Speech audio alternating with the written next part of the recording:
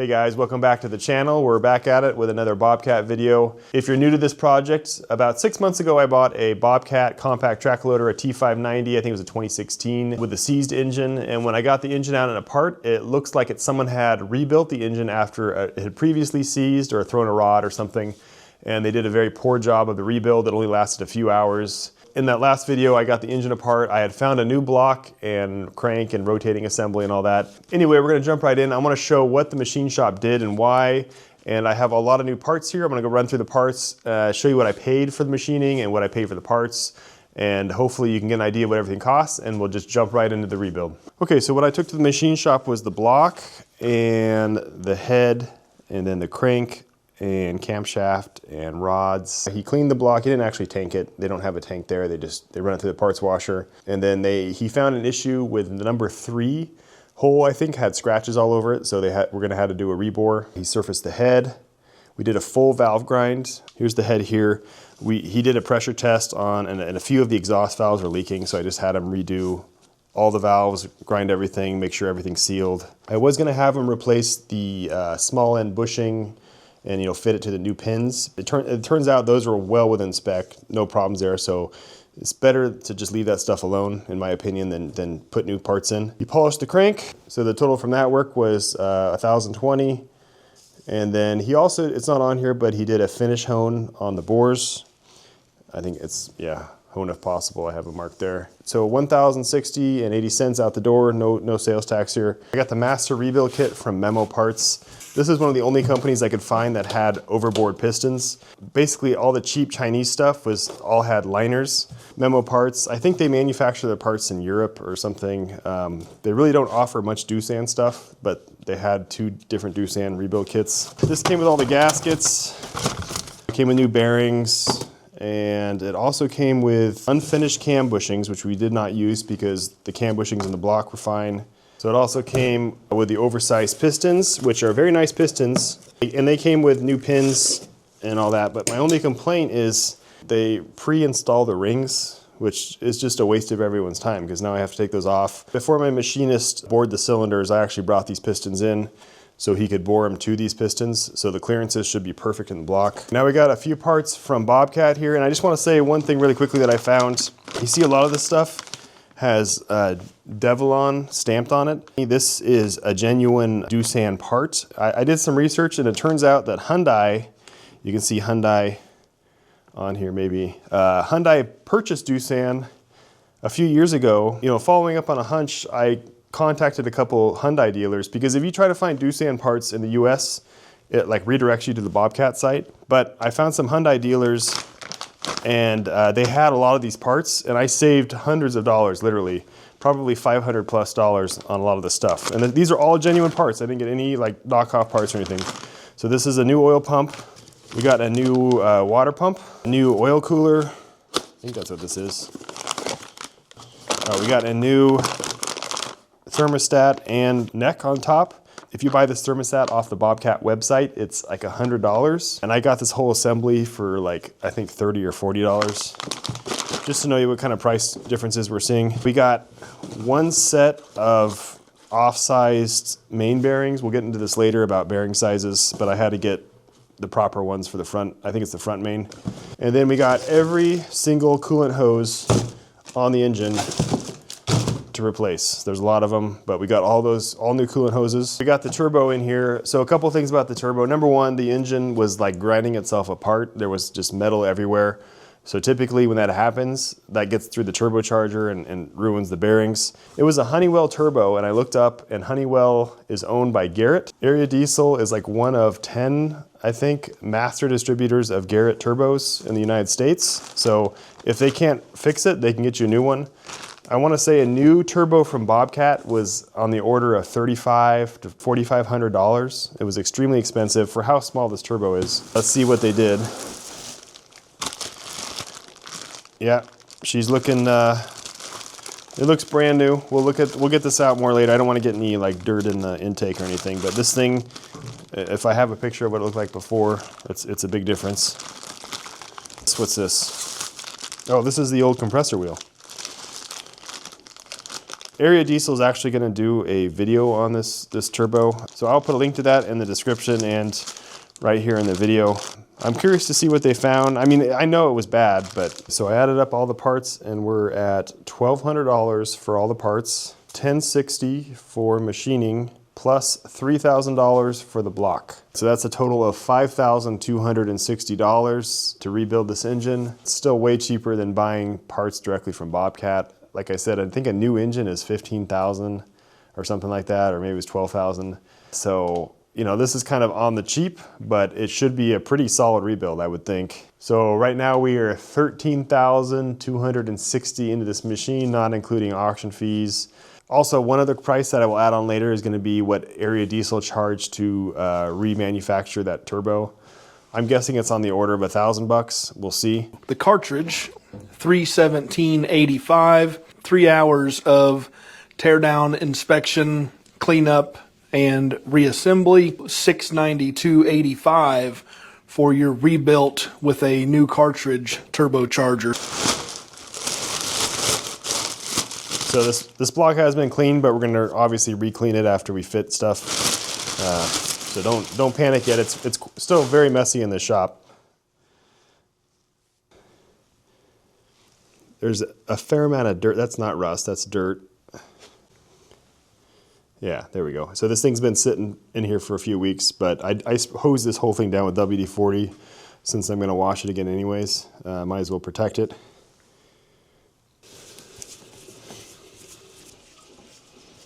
Yeah, not much to see here. He basically just checked it, made sure everything was straight. The crankshaft he did polish, but he said it didn't really even need a polish. It was very, very smooth. It's just slightly better than it was. It looks pretty hazy now because like I said, I've hosed everything down with WD-40. This has been sitting out for a while. It's very dirty. First step, we're gonna have to take all the rings off and size everything. These are nice pistons. It says 5.0 top, so at least you know it's the right ring. Just wish they wouldn't put the rings on. Especially for like an overbore. I mean, you'd feel like you want to check your ring gap on an overbore job, wouldn't you? Plus 0.5 millimeter, so I mean 20 over, right? Is 0.5. And then I think this is the diameter, 90.42. If you can see that. They all have that on them. They sent me the right pistons. You always got to worry about that kind of stuff. By the way, I weighed all these pistons and compared them to the originals. They weigh 0.5 ounces more, or actually 0.6 ounces more. They're all within 0.05 ounces of each other, which are very closely matched. The one thing I did notice though is 3 of them are like this, 0.5 over. Then they have the 90.42 memo parts up here. This one though is different. It has all the markings on this side, and it was much harder to pull the pin out. It looks like it has some very old oil in it, so it's probably from a different lot. It's been sitting on the shelf for a lot longer. You see that brown in there? But it weighs the same. I measured the diameters. They all look good, you know, all around it on both top and bottom. So no real concerns, but it is something to notice. Let's throw this one in. This is the top. See what we got here. This is already well lubed up with WD-40. You know, check close to the top here. All right, well, I don't have the spec handy, but we'll just measure it. I got 0.2, which is what that looks like. 2.5. 0.4 barely fits in there. Let's just push this in a little bit. These should fit plenty good since these are 0.5 under. So we'll go to there. That's about halfway down. So we got 0.4 just barely goes in there. It's a little bit tighter. We got to check for cylinder roundness. Let me get a flashlight and we can look up and see if we see any gaps of light between the cylinder wall and the ring. Nope, that looks really good. This checks to make sure that there's no taper in the cylinder. Let me go a little bit lower. See if I can get this in here. So we got the same amount of drag. So we're good on this cylinder. All right, here we got the second ring. Now we still have to check taper and you know, roundness and all the other cylinders, but we don't have to check it on this one. I like to check all the rings in the same cylinder just to get an idea. All right, guys, I got everything measured, and I also found the specs. So basically all the rings measured pretty close to the same. 0.4 for the top, and then 0.55 for the second ring. A couple of them were a little bit smaller, 0.35 for the top. And then there was one bottom ring that was a little bit tight. I think it was this one. And I came in with a file and kind of just gently gave it a little tickle to get it back into shape. And then after I did that, I took ring number 1 and I went through all 4 cylinders and they all measured exactly the same, which is a good sign that the overbore was done. Now, granted, these feeler gauges are in 0.05 millimeter steps, which is, I think that's 2 thou. So that's my accuracy that I have. Let's look at the second ring first. The spec is 0.55 to 0.7. So we were at 0.55 for all of them, where we're good there. In the top ring, it's 0.2 to 0.3. So we're a fair amount more gap. What is that, 4 thou larger gap? But you have to remember, these are not stock pistons. These are aftermarket pistons and aftermarket rings. So in this case, I am deferring to the piston manufacturer, what they're using. And I think it's like 0.3 to 0.4 or 0.45 or something like that. All right, we're just gonna check the bearing clearances. I'm not really worried about the crankshaft or the mains here being messed up because they didn't really get touched, but I just want to check the new bearings, make sure they're correct.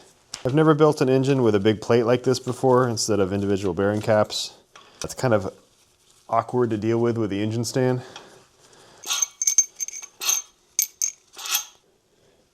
Should just come off. Oh. All right, gonna need to clean this up a bit. This is factory RTV. This is what they use to seal this plate. So I didn't clean up all of it before I sent it off to the shop. That's fine. Well, we're still giving all this a good cleaning before we put everything together.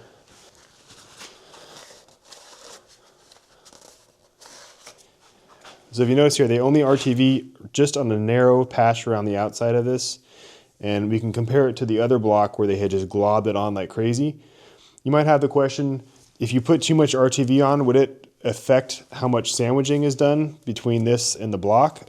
It might, I don't know. Maybe someone can weigh in on that, but I took a straight edge and I put it across here. I can show you on the block too.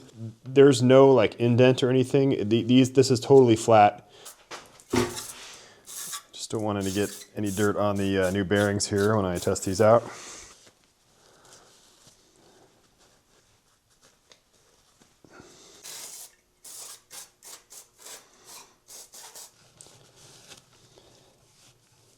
All right, well, normally I would wash the block before checking the bearing fit, but I want to check the mains right now because it has these stupid graded bearings. And if you're not familiar with that, basically there's slightly different bearing thicknesses. I think it's like 0.3 or 0.5 thou difference in the thickness of the bearing.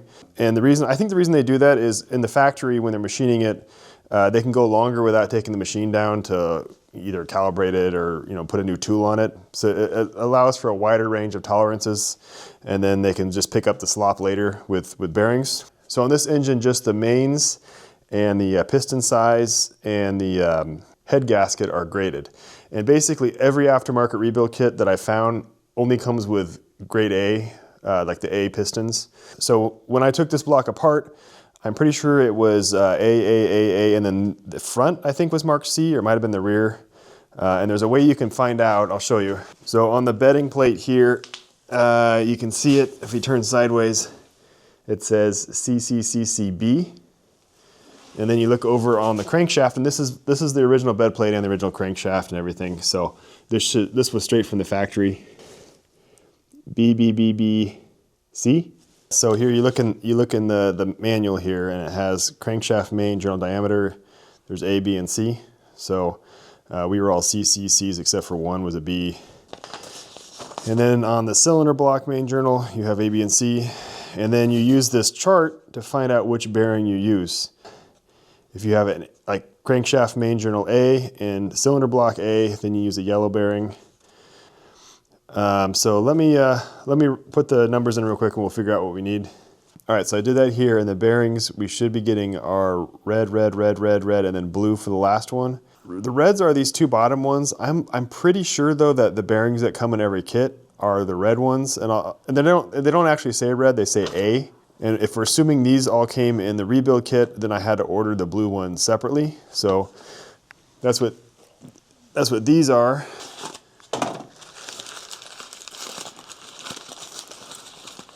It says C on there. And we're assuming the other ones are A.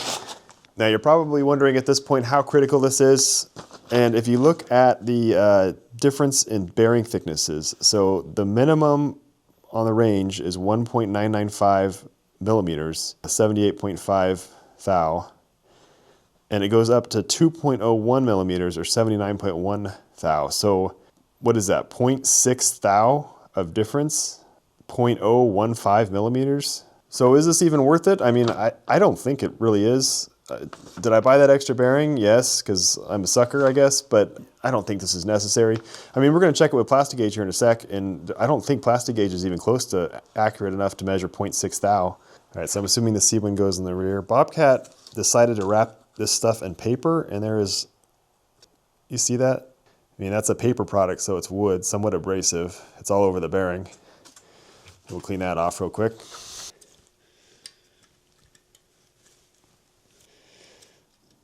The aftermarket bearing.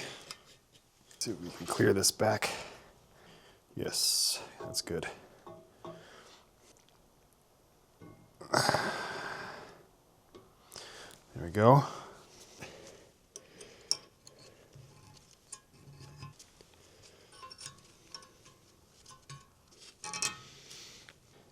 Hopefully this stays in place. There's still a little bit of lube on these journals. I'm going to put just a little touch of oil just to make these stick. Is there dowels on this? Yes. Easy. Easy. Yes, okay, we're on. So I just checked, and there is no oil clearance spec in the manual. You have to calculate it. So we got to figure that out. That'll be fun. So the spec here is you do 40 foot-pounds first, and then you're supposed to do a 90 degrees, and then another round of 90 degrees. But we'll just do an initial round of 40 foot-pounds, and then we'll maybe just do like 50 or 60 after that. Let's see, did I just do that one? This one next.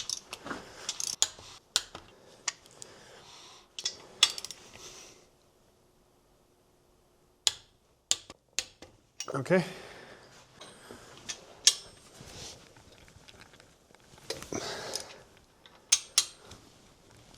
By the way, we only have to deal with this graded bearing thing on the mains. The rod bearings do not have this. They do have, each individual rod is specially marked though. So I think they have their own other system for that. But I did write down which rod, I think I marked which rod goes where. That's why I'm not checking oil clearance for the rod bearings, but I just want to get this thing sorted out. Okay, so we're in the spec section here. So there's an oil clearance for piston pin, so the small end of the rod. And then there's it says connecting rod oil clearance, large end bore. And then there's oil clearance between rod journal and bearing. So I'm not sure why there's two different, why is there two? Unfortunately, there is no spec for the oil clearance for the main journal. You're gonna have to calculate it yourself. You get the inner diameter of the cylinder block, you get the outer diameter of the crankshaft, and you have the main bearing thickness. So you gotta go from there. So if you think about it, here is your cylinder block. So yeah, it's split right here. Your crankshaft inside of that, and then you have your bearing. It goes around, hopefully, and it's thick, right? So basically what you have to do is you take this diameter, which we'll call this X, and then you have this diameter, which we'll call Y, and then you have, it's specified as a thickness, not as a diameter, right? So you need to subtract, since this is diameter, you need to subtract 2 times the thickness. So you have X minus 2 times T, we'll call it T, minus Y, and that gives you this, which is a diameter, right? So you need to divide this by 2, and that gives you your oil clearance, right? I think this is right. And then this is also kind of a little bit more complicated because everything's in ranges, right?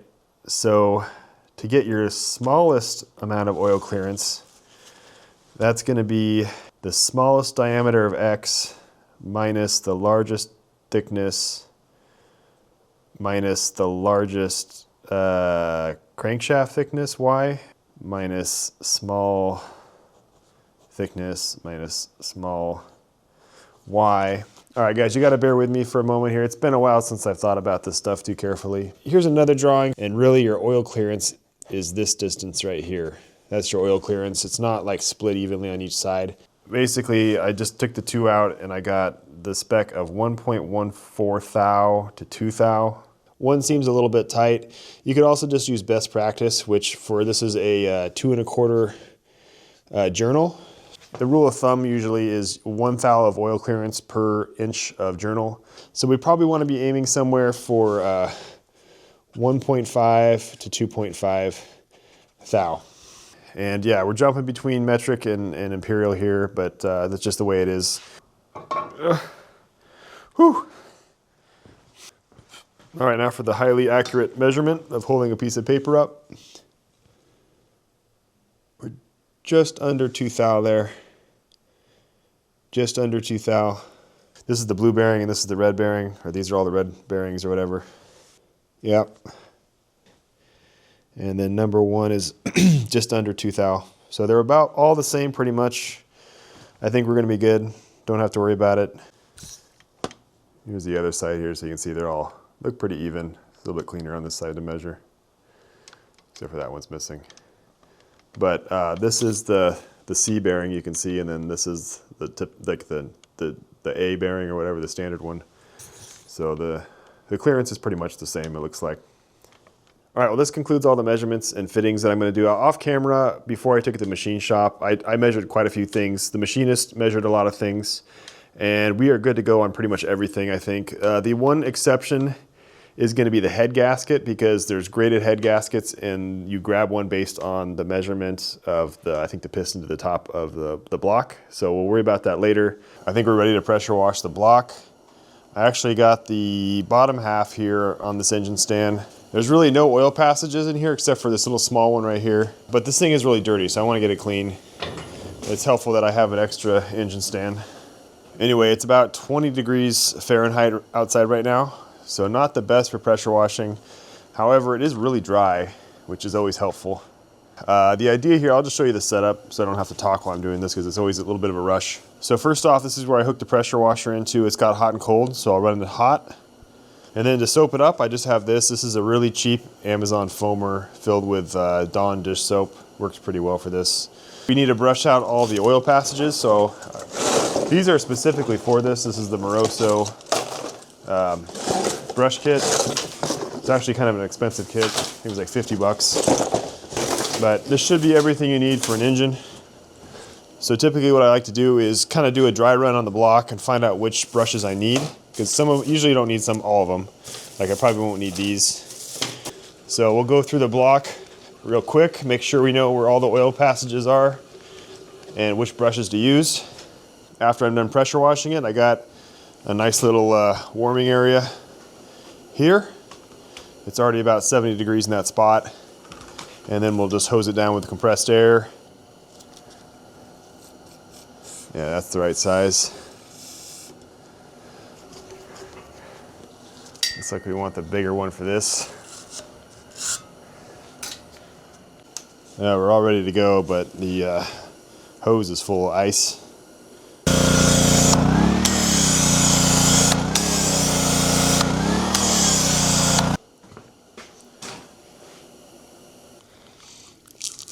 might as well get all these holes over here.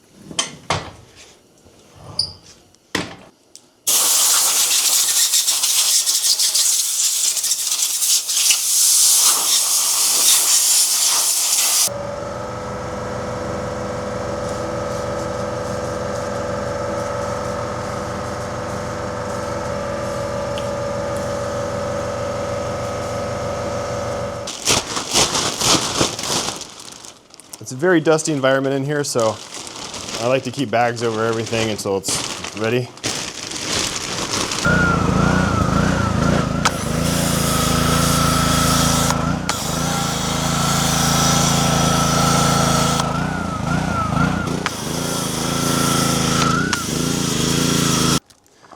Start off easy.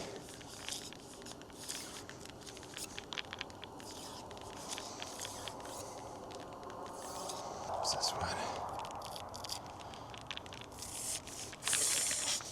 This is probably the most important one. So make sure it's real clean. This block did not have the catastrophic failure that the upper end did. So hopefully that means something.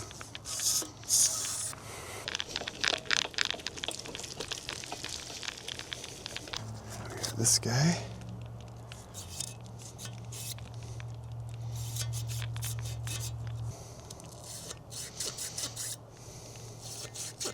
I usually like to do the main galley one more time, just in case it pushed anything through. Now, what did I have this one out for?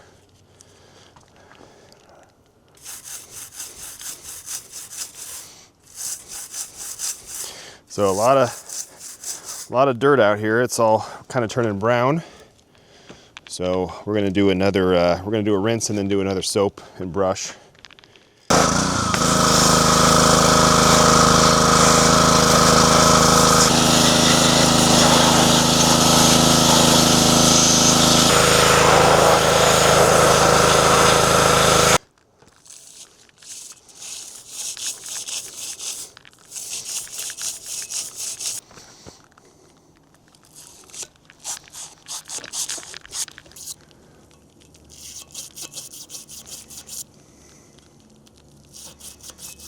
I think it's this brush is dirty, if anything.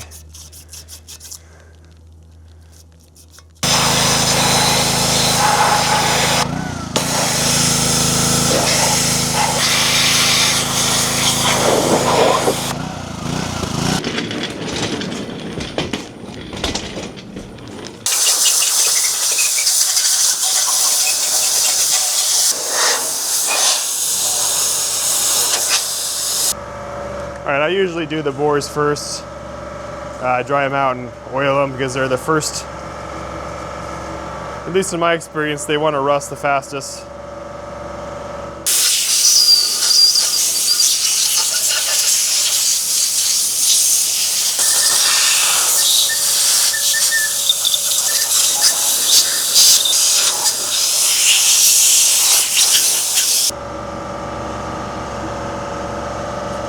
Get this surface too. This is just brake clean, by the way. It's way cheaper to use it in a container like that than buying cans of it.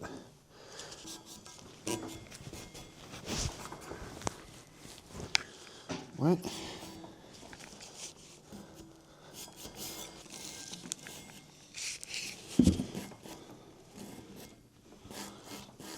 Wow.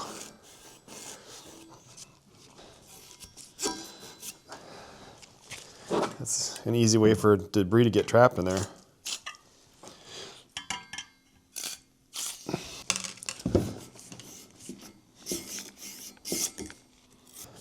I'm actually going to spend a lot of time on this because there's there's a lot of dirt coming out of here. This thing's been sitting for a while in this dirty shop. I was doing a fuel tank video in here. There's, you know, there's just debris everywhere flying around the air. So I'm going to spend some time on this. All right, spent quite a bit of time on this thing. This is I've been wiping this thing down for a while. The rag, this is a microfiber rag. It's pretty dang clean. One thing, I mean, it's really important to clean your brush off. I cleaned it off a few times, and this is kind of what it would look like, even after like soapy water, scrubbing the scrub brush, and it still would be like this. So it's important to keep that clean while you're doing this. You already know anything that's in here is the first thing that's going to hit your bearings. So pretty important.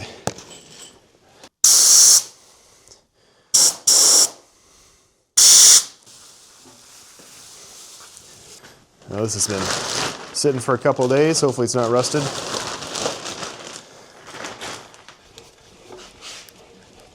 There's the deck look. Okay, good. All right, so just as a precaution, I hosed out the oil galley again with brake clean, and we're gonna spray that out with compressed air in a sec. Let me get this stuff first though. Since there was WD-40 sitting on this for 2 days, even though it was wrapped in plastic, we're in a very dirty environment here. So every little bit helps to get this stuff out of here. Look at that. That's from just sitting under plastic for 2 days. That one's a little bit better.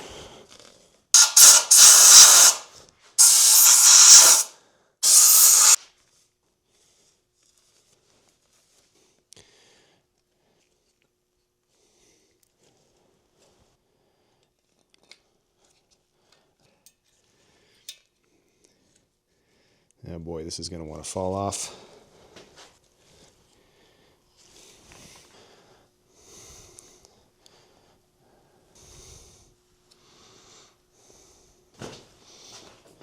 Nope, nope. Yep. The problem is this engine stand's angled up, so that wants to fall off.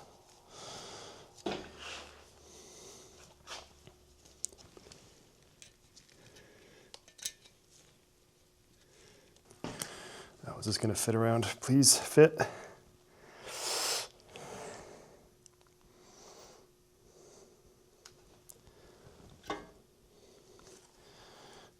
It's going to be about 5 minutes before we put the top on. Let me show you why I'm being so paranoid real quick. So this is the ceiling in the barn. And actually it looks pretty nice on camera, but it is very dirty up in all these cracks. There's like spider webs and all this other stuff in there. So stuff just randomly falls down. This stuff is just constantly falling from the ceiling. Doesn't matter what you do to vacuum it out, it's just always doing it.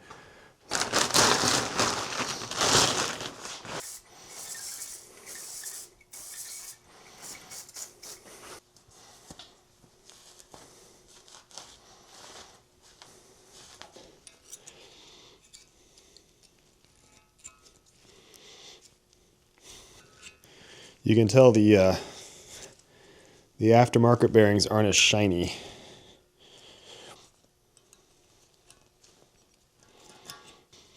There we go. It appears that an O-ring may go here. Let me look in the gasket kit and see if I can find one. Yeah, probably one of these. I'll guess which one it is. I basically got two sizes on the lower end kit, and that one's obviously too small. This one appears right, but it tucks in there below the surface, so that ain't gonna O-ring. That's not gonna O-ring stuff. So I don't really know.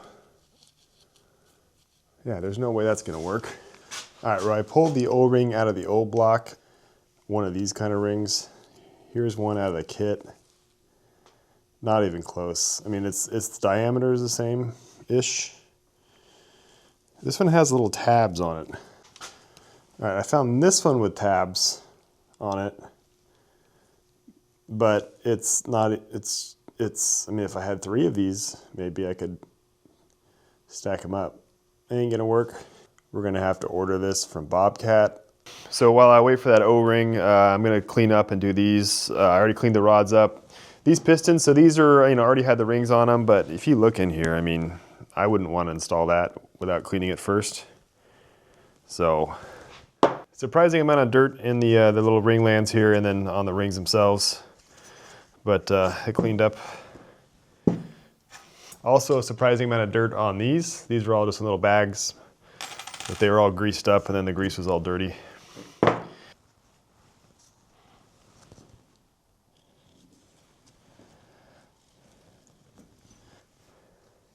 Oil ring's like the easiest one to break. So be careful here. Well, I remember the second ring has more of a gap, so this has got to be the second. It says top there.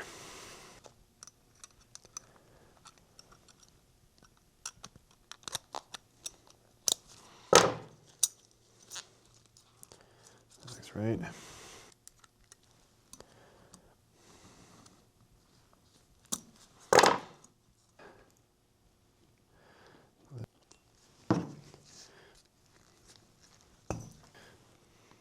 A bit of oil there.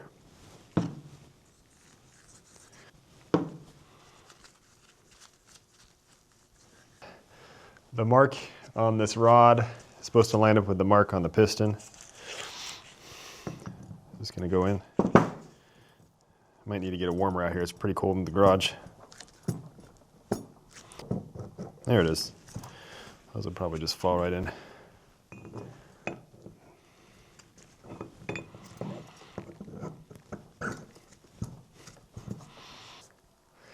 So I'm not going to put the bearings in yet, but oh, I don't know if I mentioned this before, but I did get new rod bolts.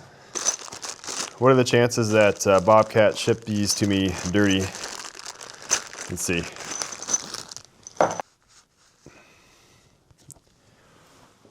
Yeah, we're going to have to clean these off too.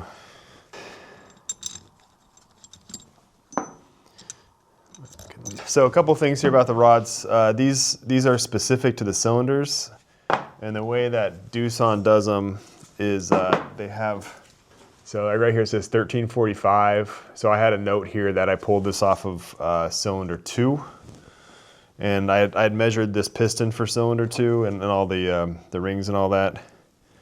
So then you find 1345 on that side, and that's how they go together. So the rod bearings are not graded like the mains were earlier. There's only one size, so you don't have to worry about that. We don't have to worry about the pistons being graded since we overbored. We are gonna have to double check the head gasket. I'll probably have to buy a new head gasket. Depends what the piston height is once it's installed with relation to the deck. And holes on the other side.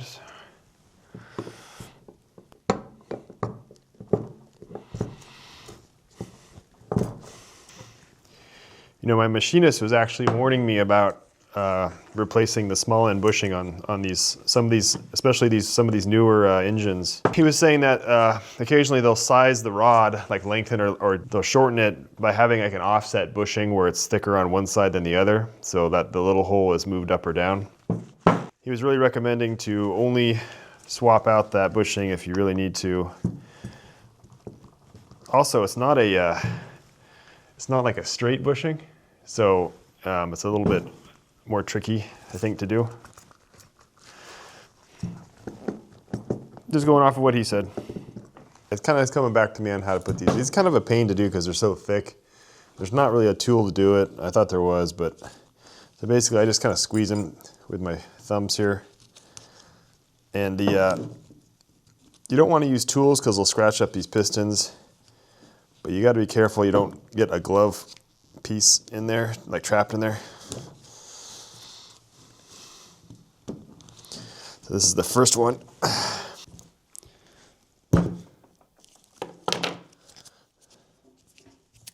So now I've got got it kind of started in there. And then usually I think you can just push the pin back through. And it should seat, which it did. So this one, kind of the same deal. It's not going to go in as far because the pin's there. A little hard on the fingers. There it is. Safety glass is also a really good idea, by the way, when you're doing this stuff. I'm sure you already know that. No scratches. Well, it's been about a week, but finally got this O-ring in, hopefully, from Bobcat. So they actually had two different O-ring callouts depending on the serial number. But the serial number, there was a typo on the page, I'm pretty sure, because the serial numbers were kind of nonsense. Anyway, there's this one, which I think is for the older serial numbers. It's the same one that's in the kit that I have. And then there's this one, which is the thicker one. I don't know if you can tell. I bought both because they're only like $1 each, and I didn't know which one for sure I needed. So it's definitely going to be this one. So let's continue on, I guess.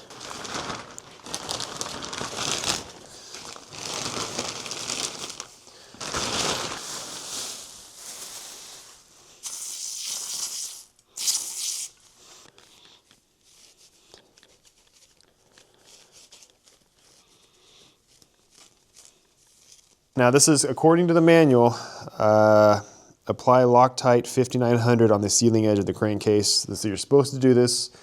There's no special gasket.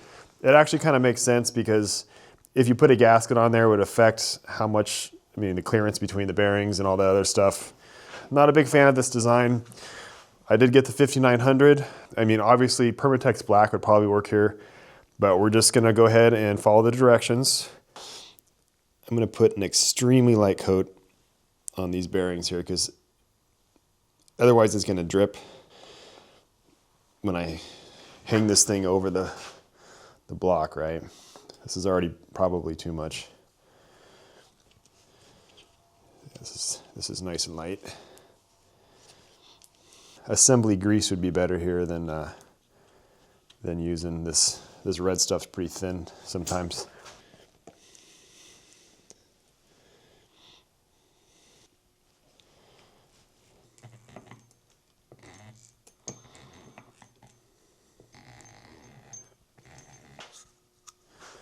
Oh, they pre-cut the tip for me there.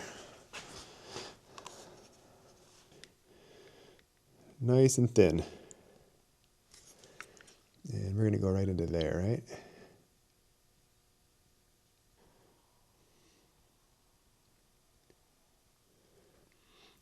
It's actually nice that they cut this tip because this is a pretty decent bead size.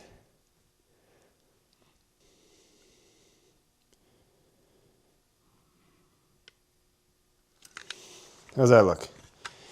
Maybe just a touch more in this corner. I don't know, that looks fine to me. What's the worst that could happen? So the old version had the smaller O-ring. I wonder if they had problems with the O-ring going or what, why they would change this. It's kind of an odd thing to change. I like those little tabs though, they help pull it in. So on the block that was still unopened from the factory, I believe there was a little bit of RTV that went up into here. I think I left the bead far enough away though where that won't happen. We'll see. Well, I guess we won't see, will we? Well, if I was smart, I would have taken this off before, wouldn't I have?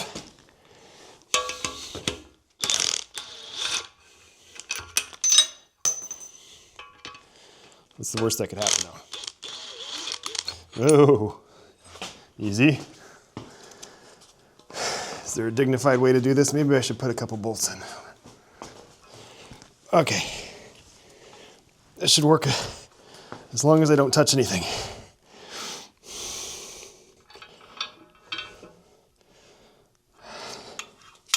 Let's get those in now.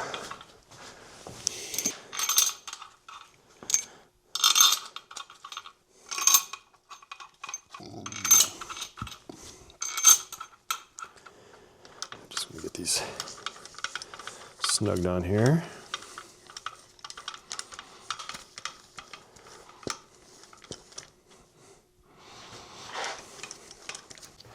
All right, those bolts are snugged. Let's go ahead and settle the thrust bearings in.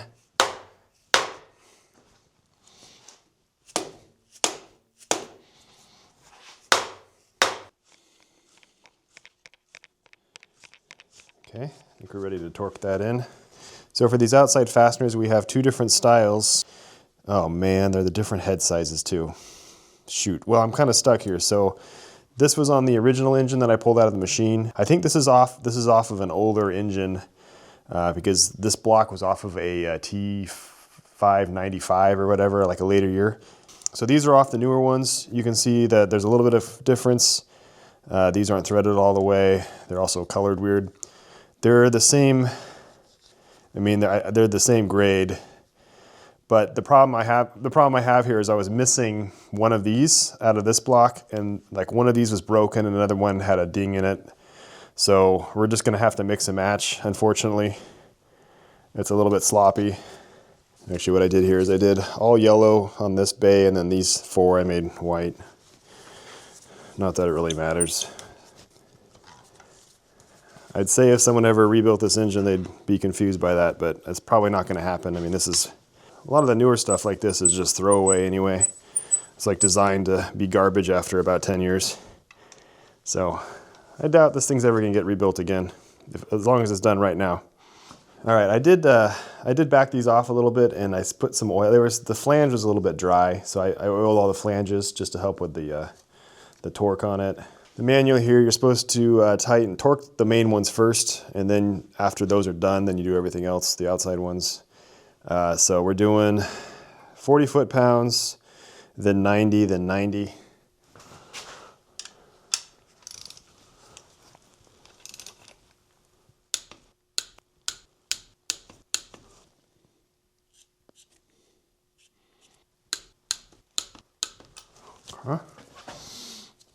Okay, now we're doing an additional 90. That's nice, convenience.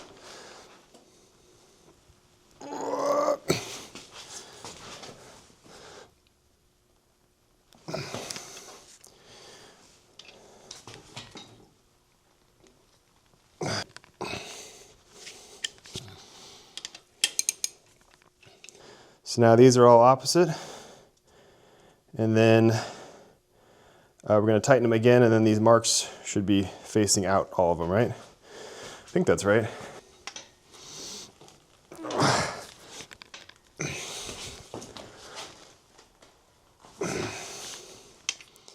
Just another hair. We got them all. None of them snapped off yet. Does the crank still turn?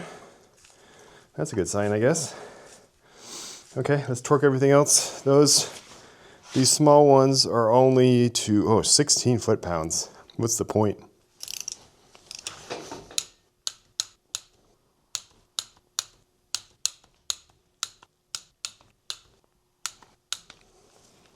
All right, well, just so you can see the RTV situation. So we had a little bit right there. Slightly coming in on the case there, we'll wipe that out. A tiny bit there. Right there, we'll wipe all that up. And then we have some on the outside, which is where I prefer it. That's kind of why I put the bead on the outside. But you can see with how little I put on, this amount is almost identical. It's probably half of the bead that I put down. That's how much got squeezed out. Over here we're good. Right in to the rear main area, which is kind of where I wanted it to go. Same story there. A little bit messy in there. A little bit messy there. But I think that's fine. You could have definitely used probably half as much silicone and still been okay. Let's check our end play. Make sure we didn't screw anything up too bad. So that's all the way forward.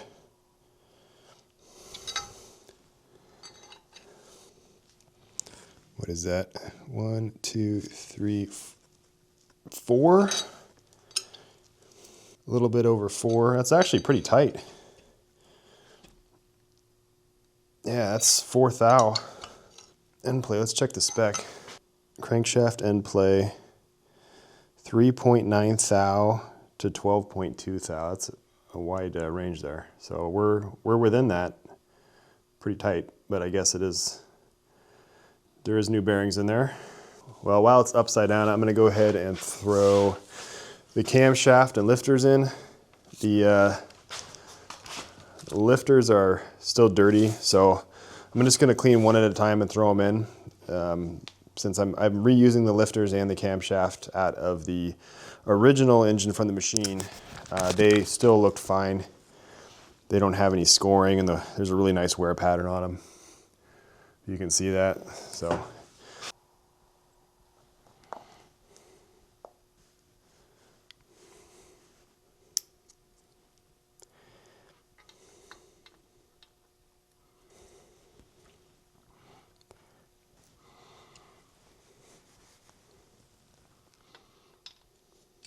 All right, camshaft ready to go in. Now this is my own personal preference.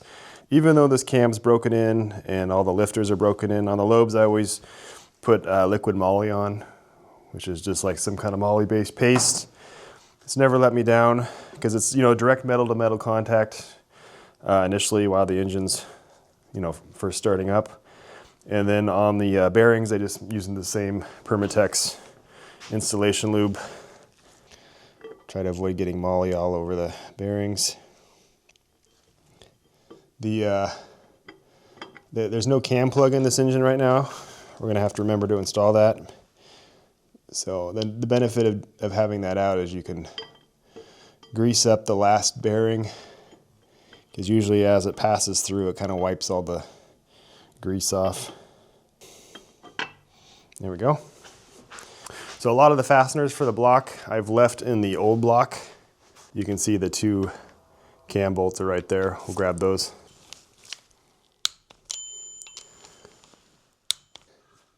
So before we do the pistons, I'm gonna give these journals one more wipe down, just because this thing's been sitting out for like an hour. You guys would be surprised how much dirt and stuff falls down here in an hour. This is just not an ideal place to build an engine, unfortunately, but it's all I got. You just check the manual, and this dot goes towards the flywheel side.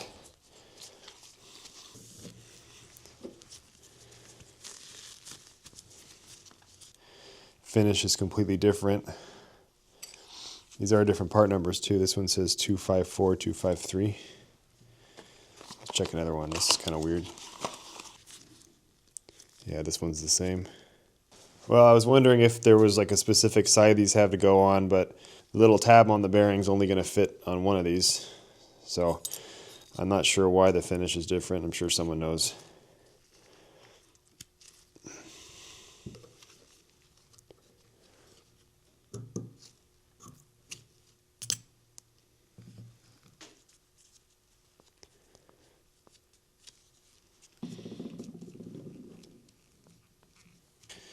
Just gonna make sure to get the heads of these two. Oops. This is the number one. I got this pretty clean last night. Just do it one more time here.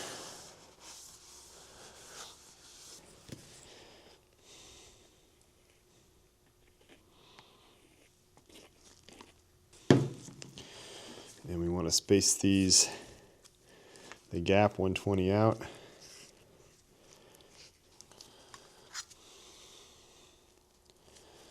And that's all slippery. Had to go to a bigger compression ring size there.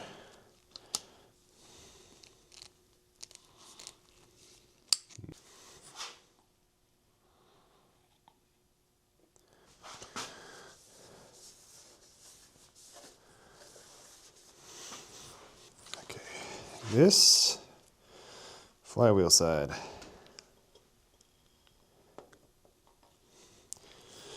Are these going to fit? They might not. I don't have a clean hammer, so.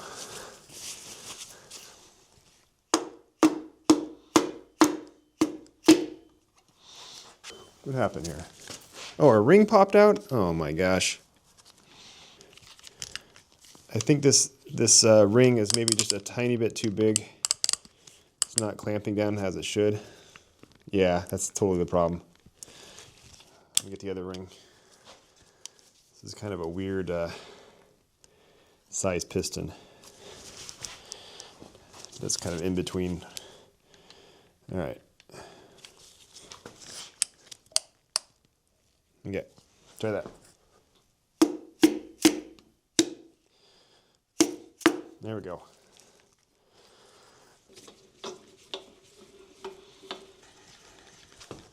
Now we got a long way to go. Just down a little bit. Let's see if we can just roll this into it.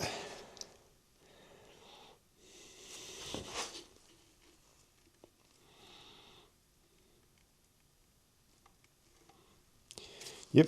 Just put a little bit more of this on. There's a bearing on here, right? Yeah.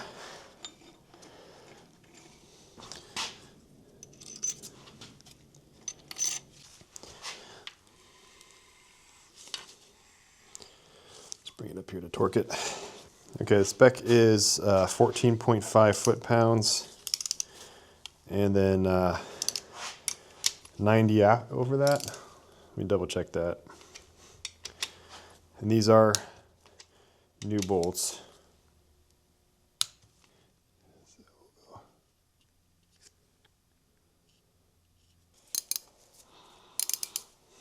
Let's go there. There.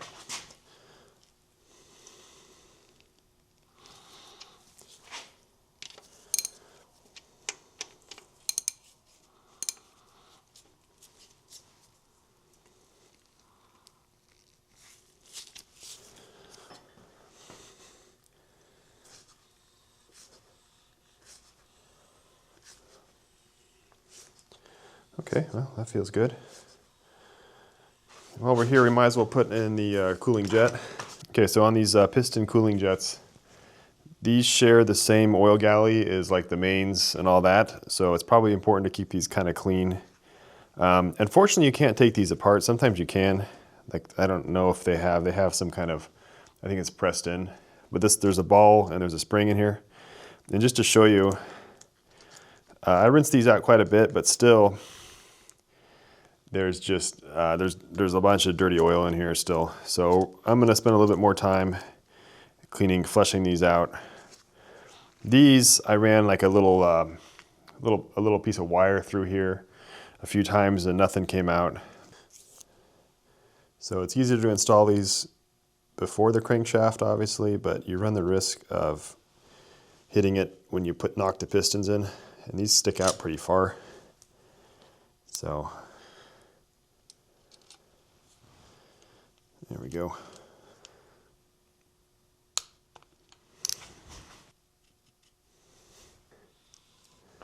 So we'll do number 4 next.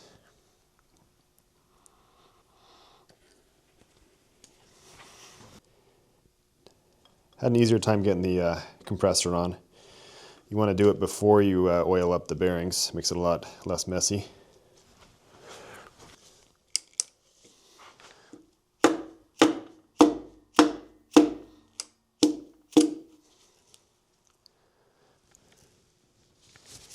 I got it that time.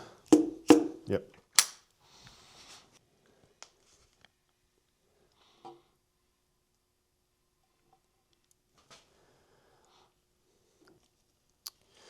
Oh, I should probably mention, I didn't plastic gauge these rod bearings. I did, however, use a micrometer and mic'd out the old versus the new rod bearing thickness, and it was well within the range of my micrometer, that's for sure.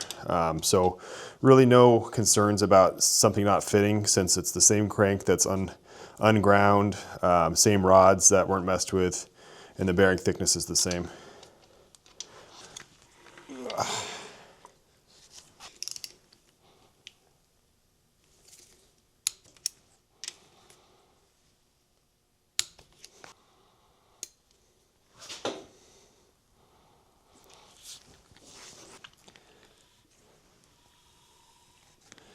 You know, I should have painted this block Sunbelt green. That would have looked nice.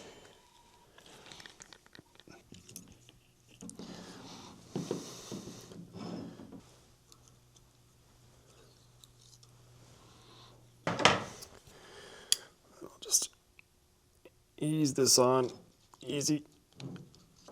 It's just this piston size is just an odd size and it doesn't like this ring compressor. This way.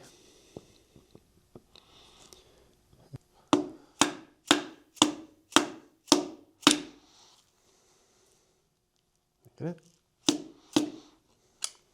We just had a little bit of a moment of panic with regards to the piston orientation and the piston squirters, because the piston squirters appear to be slightly making contact with the bottom of the pistons.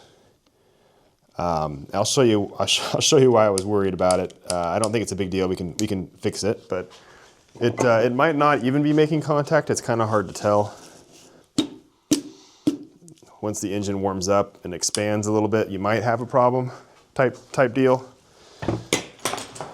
We'll take a look at it after we get this rod in. All right, let me see if I can get this on camera here. It's kind of a weird angle. You can deal with that light, that's a little bit better. So when the piston's coming up, right, and you can actually almost see a little mark on the piston. Probably not from that angle that you're looking at, but right, this is the easiest piston to see it on. Right there. So if it's not touching, it's extremely close. And you know, that's an aluminum piston. It's gonna expand quite a bit when it gets hot. We're gonna hit these. Is it catastrophic to hit these? Maybe. I mean, it could break off the tip. We're gonna have to bend these just a tiny bit, I think. We're gonna have to take these back off. I didn't notice it till I got the third one on. So here's one of the stock Bobcat pistons, and it has this cutout right here. So I was thinking, and this cutout is opposite where, I mean, the piston squirter's right here. That's where it's hitting, and I was like, oh no. Is there a typo in the manual? Because the manual says this dot goes back towards the flywheel, and that would place it like this, and the piston squirter's right here in the block, right? So originally I was thinking, I was really worried that the manual was wrong and that the dot's supposed to go forward, which I would think that would make more sense.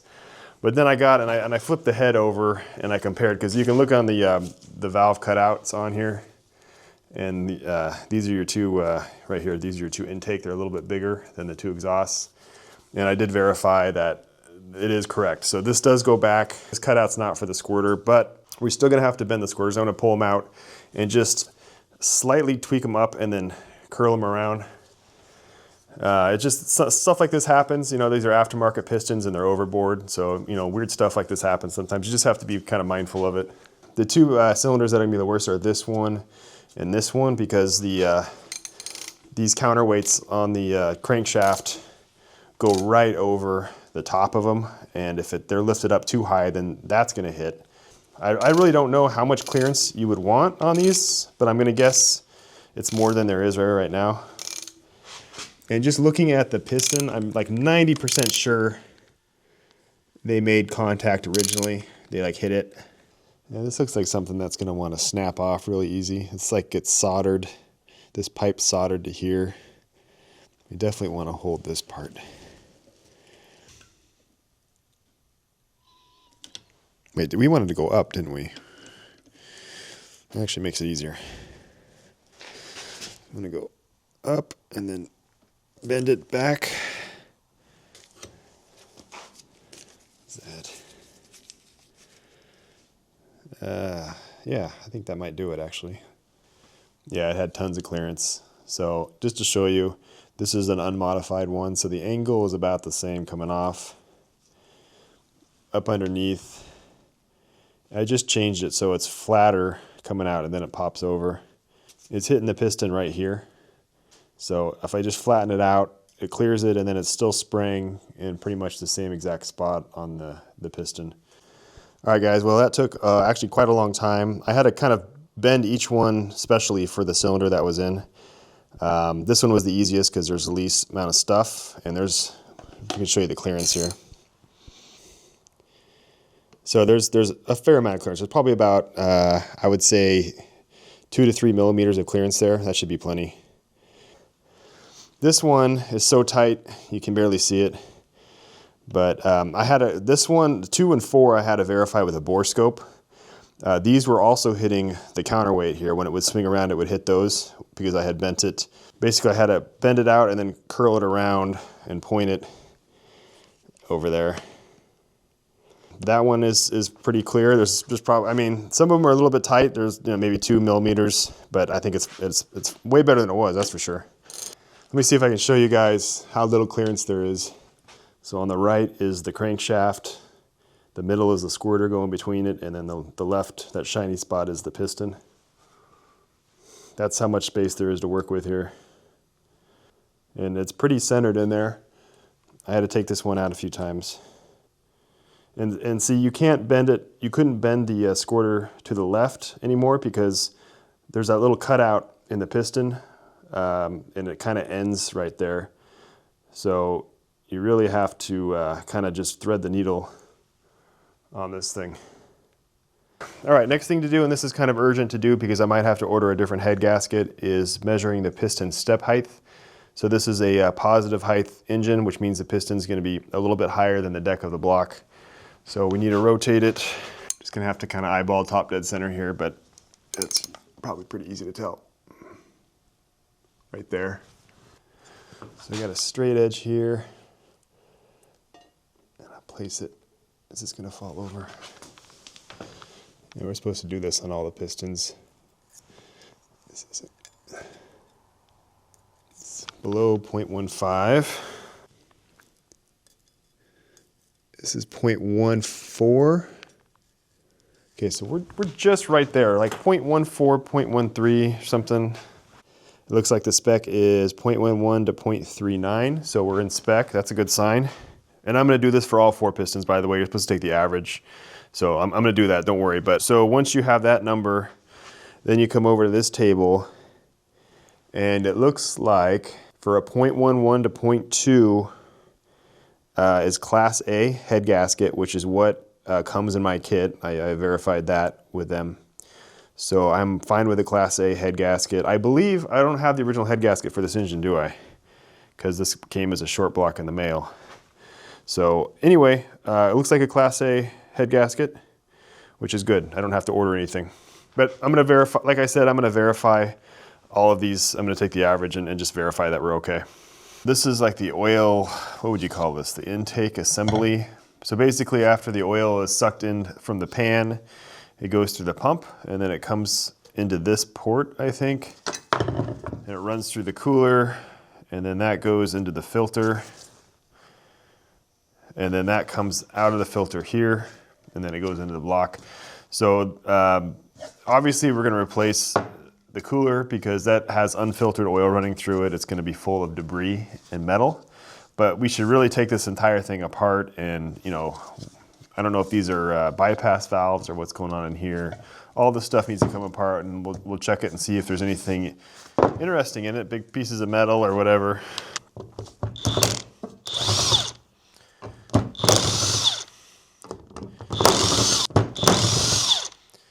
a little bracket here.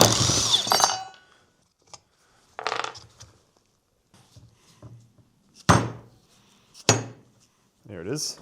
There's our O-rings here. Now any water you see is going to be because I had it this filter opened the elements. So the oil cooler is totally full of water. And I see kind of metal chunks in there. I mean, as you'd expect.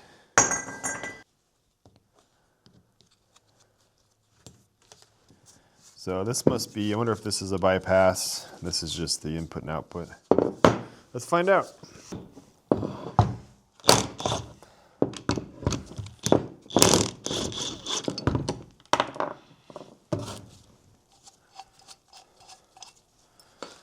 Aluminum washers.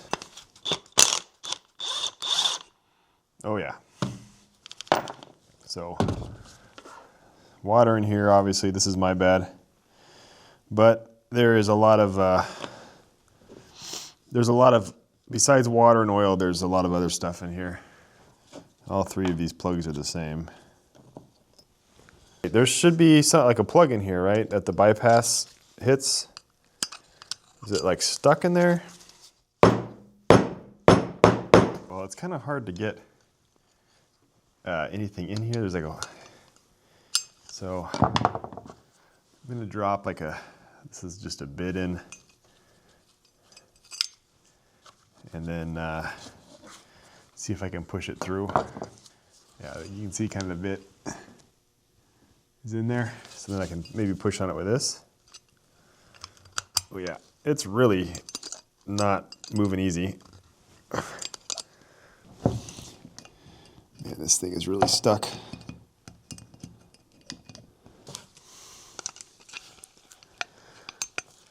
There it is. Wow, that was way harder than it should have been. I mean, there's water on there, but there's also a lot of other goo, which is why we're here. I know you probably can't see that, but that's just all metal. You know, you really got to clean out every aspect of the oiling system when this happens. And then, you know, this should just slide in and out. So hopefully when we reassemble that happens. Now, you aren't going to believe this, but the master rebuild kit I have didn't come with new washers. Maybe they don't figure that you'd want to clean out the lubrication system.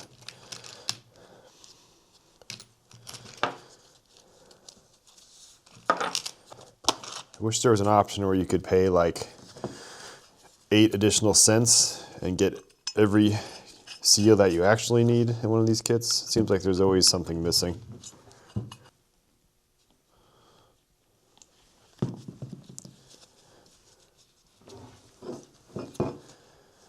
It goes probably like that, doesn't it? It's still a little bit tight in there.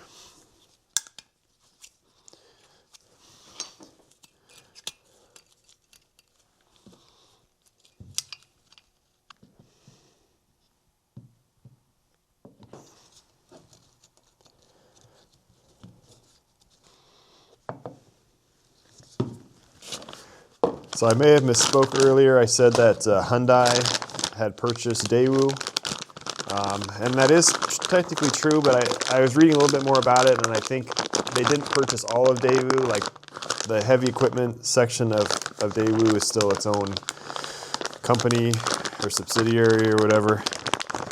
Having said that, there clearly is a little bit of cross, you know, same stuff's going across the lines because this is a Hyundai part. I mean, Devlon is their brand. I don't really understand exactly what's going on with it, but either way, it seems like you can get parts cheaper at from a Hyundai dealer. This surface, I'm gonna go ahead and kind of buff this up a little bit. There's a bunch of like black junk around there. You'd think they'd kind of clean it up for you, but I guess not. All right. We're gonna have to look up the torque specs for this for sure.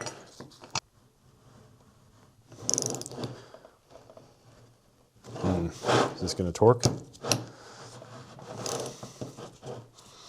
Okay, well thankfully those torqued up okay. It's always a little scary torquing stuff into an aluminum housing like that. I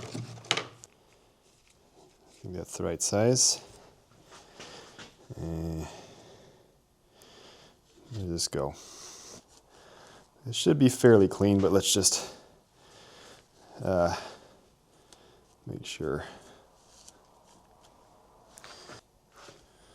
These go here. This pickup is out of the blown up engine. I cleaned it up as best. I mean, I spent a lot of time cleaning it up, but hopefully there's no problems. O-rings are so much nicer here than gaskets.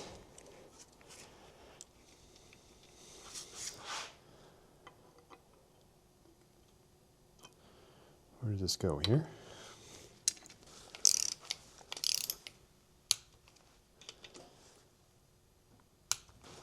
All right, I think we're ready for the oil pan. Manual calls to use the Loctite 5900 again.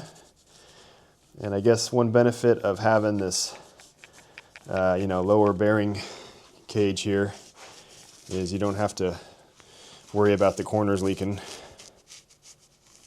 Okay, well, we got way too much RTV on here. There wasn't much I could do. That tip is kind of opening up a little bit. Now, the smart way to do this is to put some studs into the block and then just drop it over the studs so you don't make a mess. Easy, easy, easy. Okay, just dropped one bolt. I really hate doing the an oil pan with RTV. I wish they'd give you a gasket for it. Actually didn't misplace any bolts.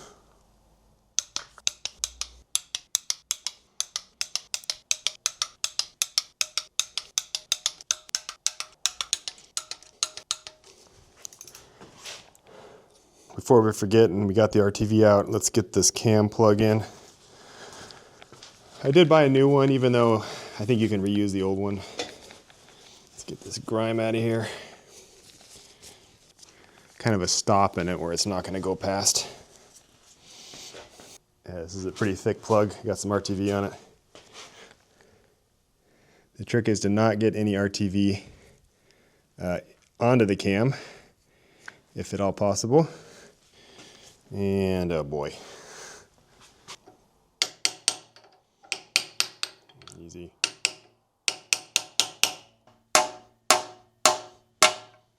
I think we about got it. Let's see.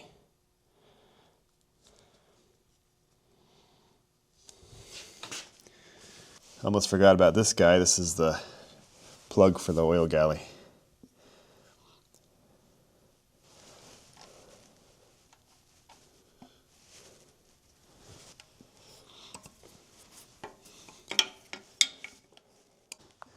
Okay, next up we got the oil pump here. This is a brand new unit from Hyundai or Doosan or whatever. Sealed up, so it's probably good to go right now as is.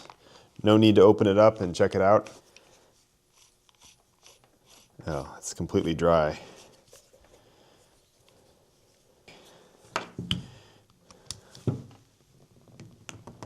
Ooh, do they have Loctite on there?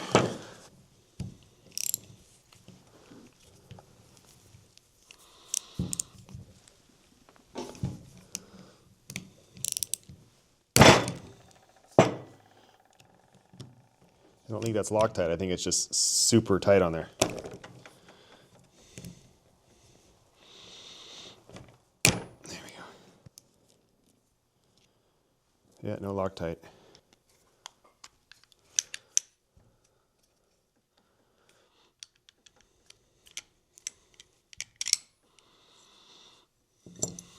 Totally dry in there.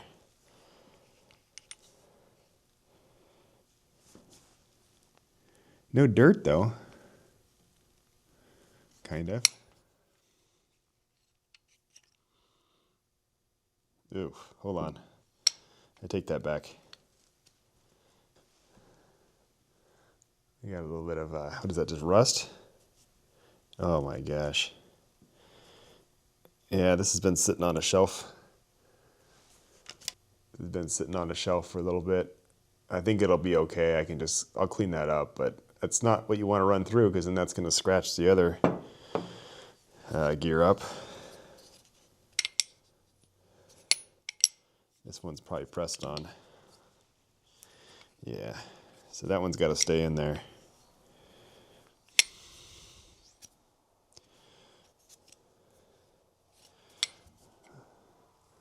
Is that there? Is this dirt? All right, so if you saw the video with the Yanmar, I got a faulty oil pump where the bypass was set up wrong and it was like 150 PSI oil pressure. So we're gonna go ahead and test this one out just by pushing on it and comparing it to the old one, just by feel. That's all we really need to do. Just make sure it's not, destroyed, which seems like a crazy thing to do, but once it happens to you, then you're never gonna let it happen to you again type thing.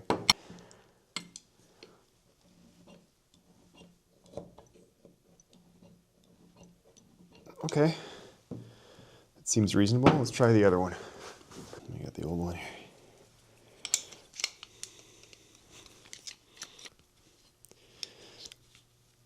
This one is actually way tighter. It's almost like it's stuck. Let's see what happened in here. Oh man, this thing is totally stuck. Okay, I hammered it out. There was just a bunch of metal paste in there. It's all like scratched up. But anyways, I put some fresh oil in, cleaned it out. So let's put it back together now. Now we can actually test it.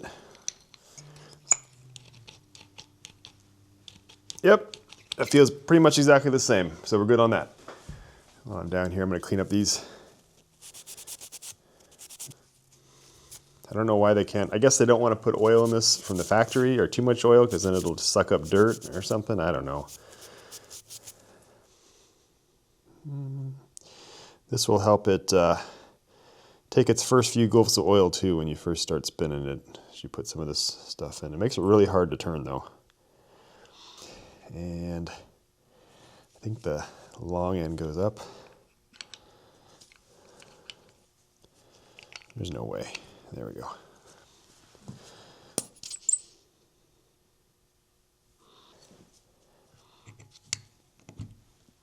That looks right. Just making sure you can put that gear in backwards. So that looks right though. It's better.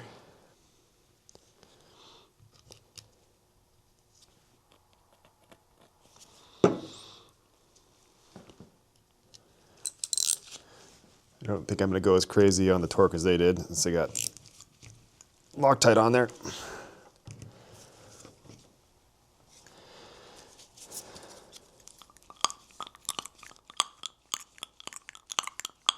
That's what you want to be hearing. Yeah, the real question is which way does this go in? I guess it must go like that.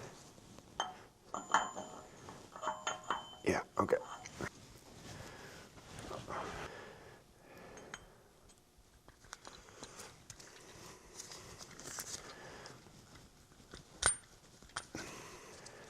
We got to time this thing. There's a mark here on the camshaft. There's a mark on the crank. Oh yeah, there is. Oh my gosh, it's stuck in the plastic again. Compression's too good. So we got two marks right here. And we got a mark here, a double mark here, and a mark here. What is that? It's probably going to be like this. I don't think the high pressure fuel pump would have a timing on it, would it? There. Are these bolts going to go in?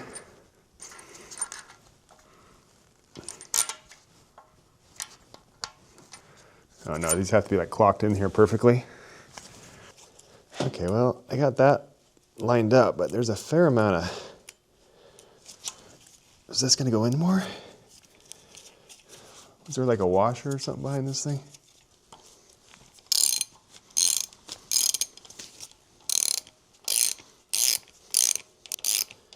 Oh, there we go, okay. It's driving it. That pulled it in.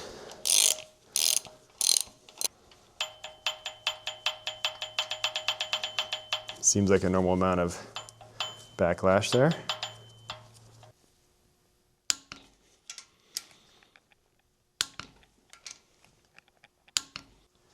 You know, I just got to thinking, I gotta close this thing up here before I go any further. I mean, anything that goes in here could end up in the filtered oil area, which would be bad.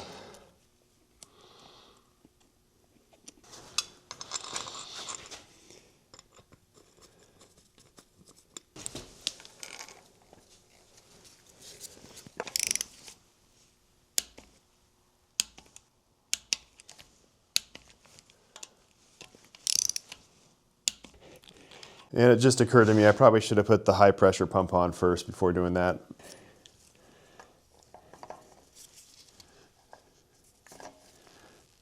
Uh-oh.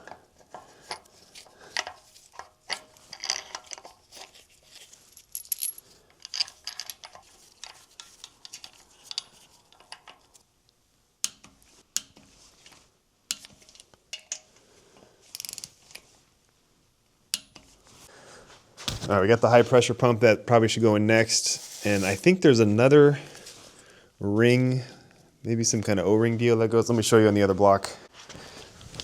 This ring here, does this pop out?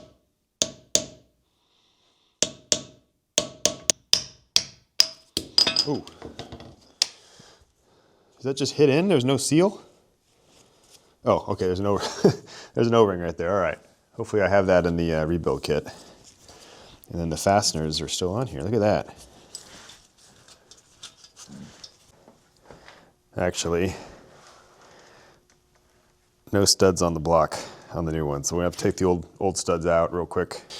Also looks like these studs are not on my block either, so I'll have to pull these too.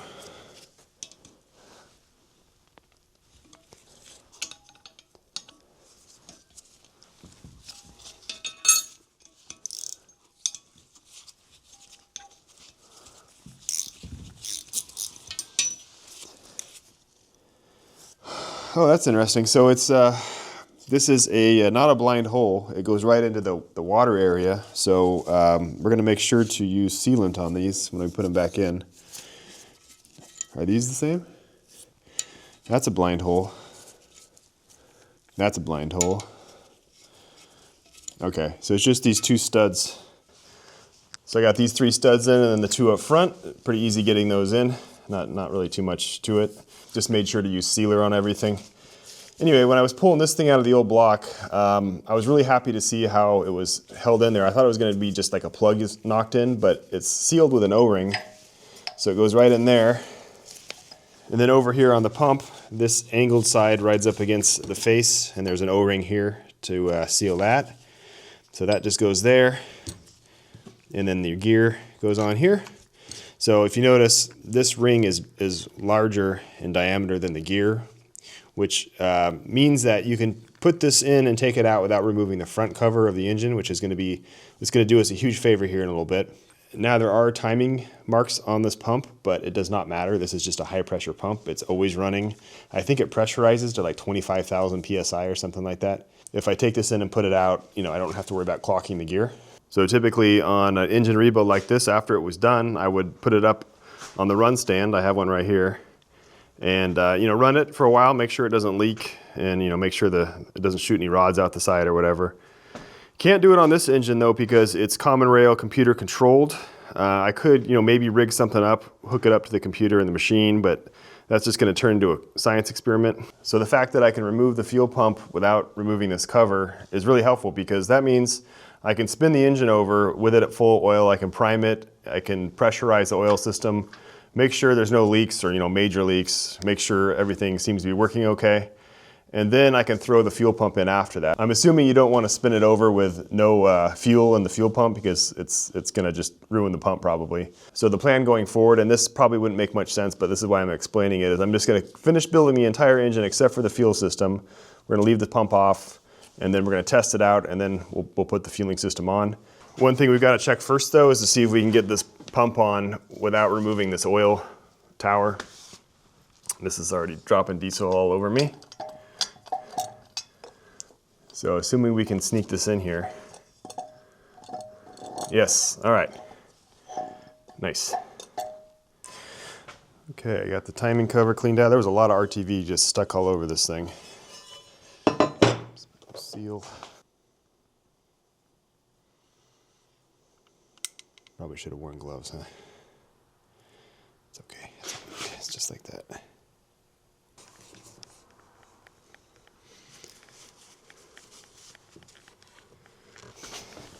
Got her up here on the nice sturdy workbench.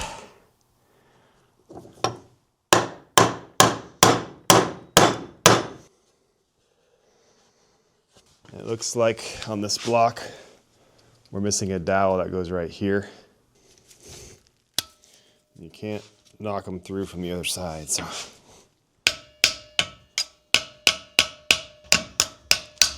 Oh, first try. So I'll just kind of grind those vice grip spots off, which should be good. I'll put the side I marred up facing in just to hide it. Not that it matters.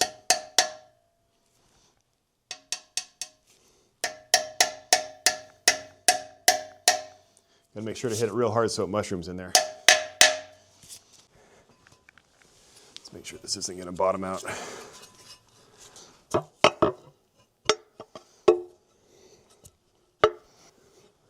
Yeah, he's flush on there. Every time I walk by this, I'm always thinking I'm gonna forget it.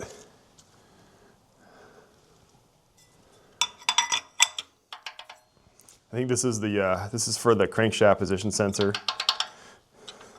It has missing teeth right there, assuming that's intentional.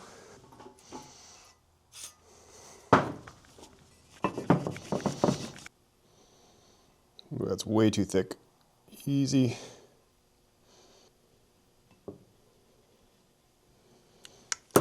Put a little bit of oil in the seal here. It's pretty dry. Well, one thing to remember is that all the fasteners were the same length on here. At least I don't have to mess with that. See if we can do this without getting it everywhere.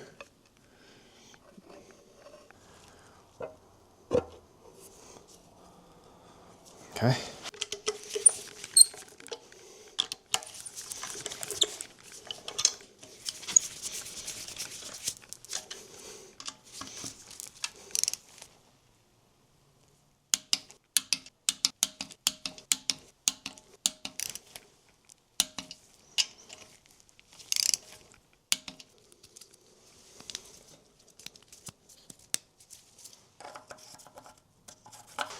And this must be the crankshaft position sensor. There's a magnet on the tip of it. It was covered in metal.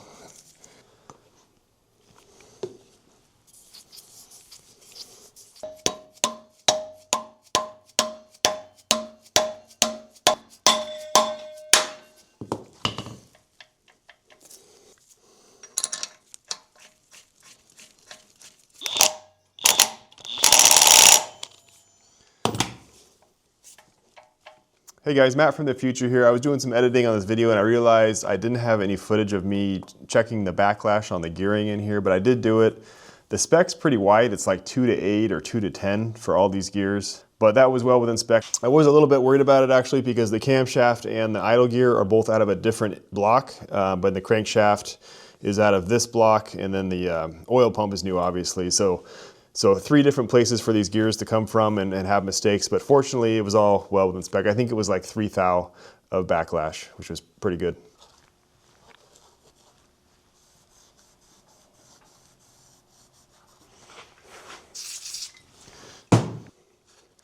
I did check all the head bolts for stretch and they are all perfect. So no worries there. All right.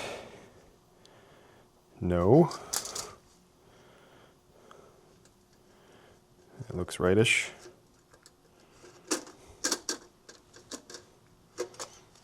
Go like this.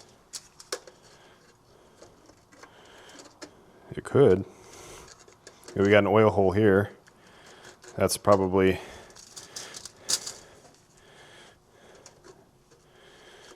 yeah. They give you the opportunity to screw it up. All right, that's nice of them.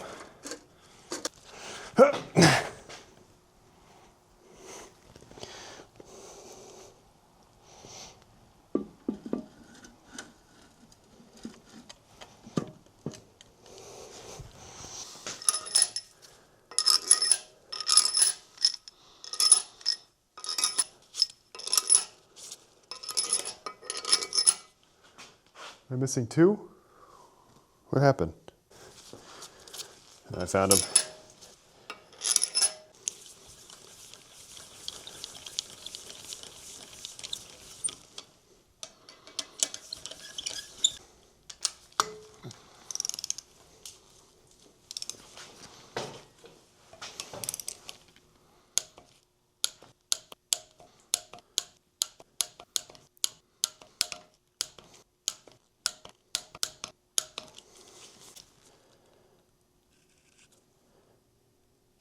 Okay, so we're supposed to do 3 more torquings, 90 degrees, then another 90 degrees, then another 90 degrees.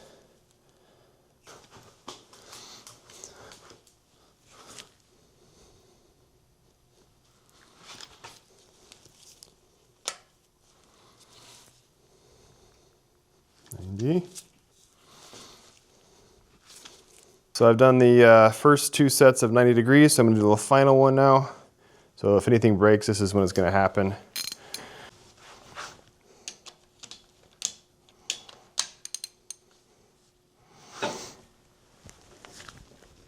A little bit more than that.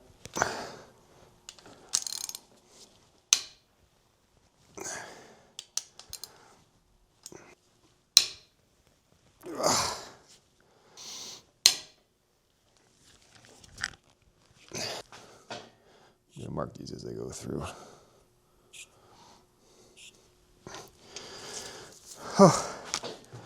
All right, we did it.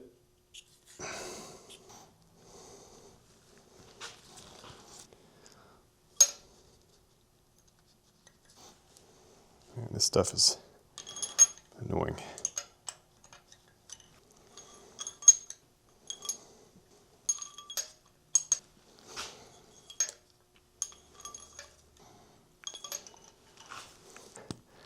I took this thing apart and there was a lot of metal shavings in there.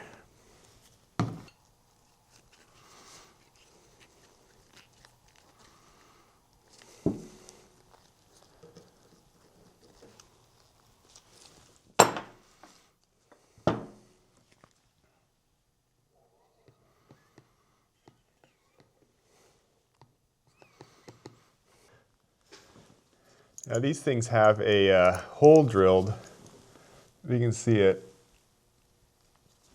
all the way through, from the back all the way through. So oil is able to, I think it comes in through the shaft and it goes to both sides. So I was pretty careful about cleaning that out. I had a little tiny wire brush to get all the way, all the way in here. I didn't want to pull this out because these you have to replace if you take them out, I think. So anyway, I think I got it pretty good. We're going to kind of pre-oil these since the solvent kind of worked its way in there. And we'll put some in here and there.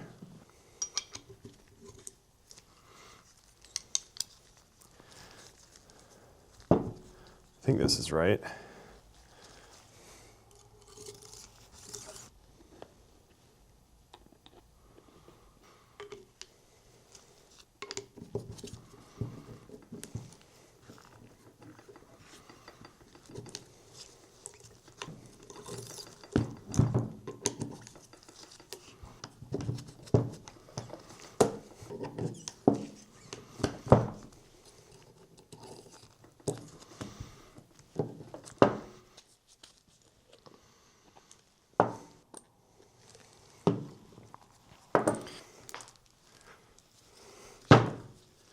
Let's see.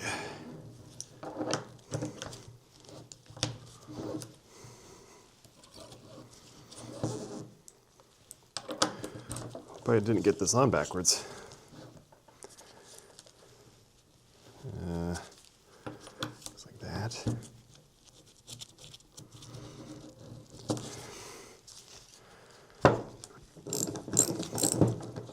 So there's only one oil hole that comes out from the head, but both of these end pieces are the same. It looks like they're the same part number. They're just flipped. So it doesn't really matter which one's on the end. You'll get oil either way, but that's always something to check because sometimes they're not like that.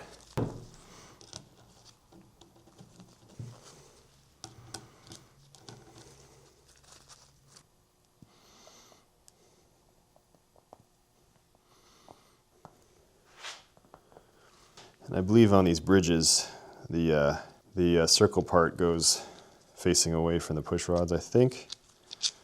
Don't quote me on that.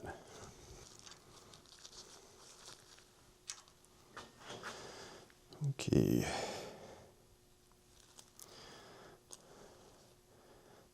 As always, getting all this stuff lined up.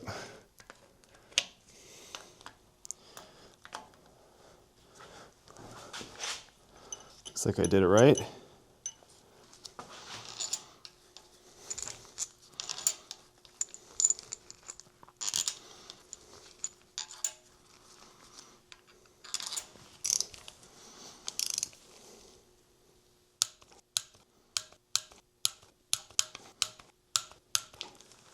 So these are for the intake, the longer ones, and the shorter ones are for the exhaust. The clearance for the intake is 0.4, and the clearance for the exhaust is 0.45. We're already at top dead center right now, so we'll do number 1.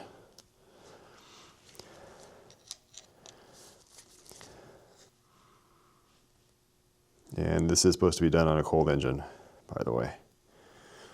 That's pretty good.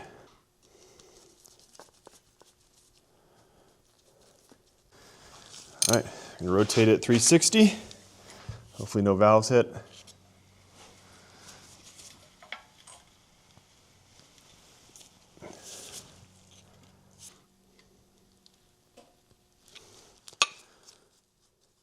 Nice.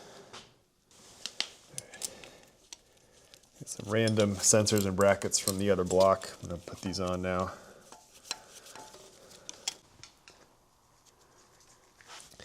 This appears to be the camshaft sensor.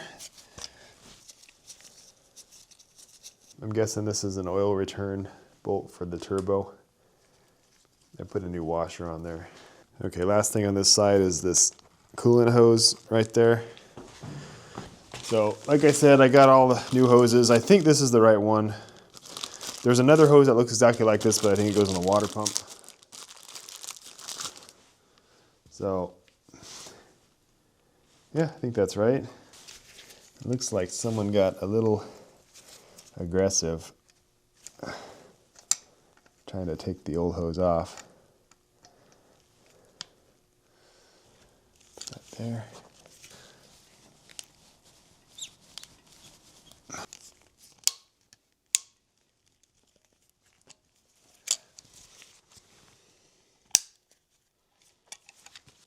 All right, well, this goes right into the oil galley, so it's probably the, I would guess the pressure sensor, oil pressure. I'm gonna need to find a place to put the an external oil pressure sensor while we're not sure what this one is. Is it a knock sensor? It's just threading right into a blind hole here. All right, looks like there's a coolant drain plug hidden in here. So I think it's coolant. Yeah, there's really no place I see to measure oil pressure. We're gonna have to figure something out for that. All right, last step is we got this, which is, it looks like it's a blind hole. I think it is. It's for the block heater, which is something that's not really needed around this area. It doesn't really get that cold here, but it's pretty stuck. We're gonna try to get it out of here. There's probably some special tool to pull it out, but.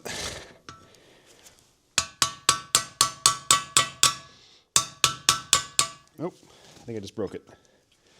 It would have been nice to get it out, but I think it's just seized in there.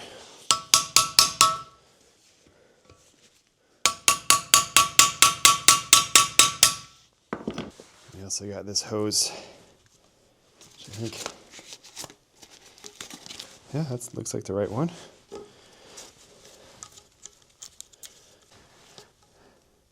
And judging by the paint, looks like the bracket goes here.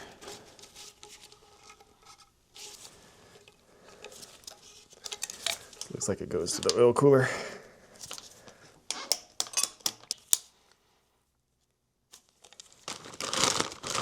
I packed this with desiccant packets, but not the oil pump.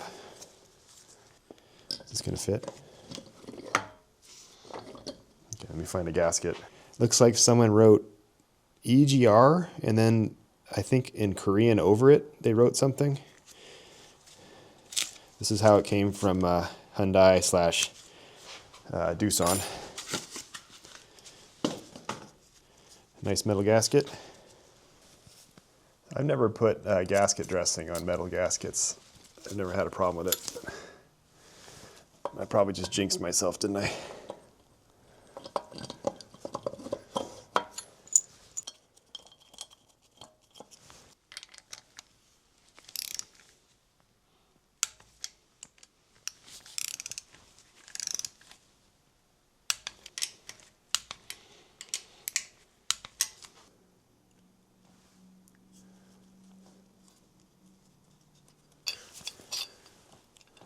cleaned this thing up as good as I could, but a little corroded.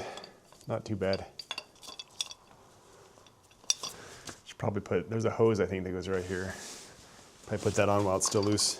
This one actually says water pump on it, that way.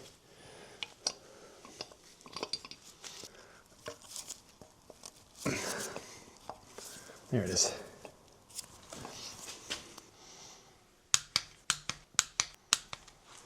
So I think this, you can get this as one piece because maybe it's hard to get the thermostat in there. I'm not sure, I haven't tried it, but this isn't quite symmetrical. That's not right. That works. Nope. Nope. Yep.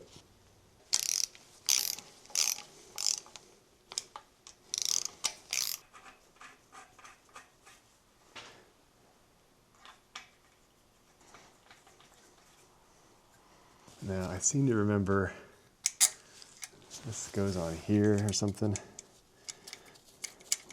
By the way, these hose clamps here, this style, I've never in my life had a problem reusing them as long as they're in good condition.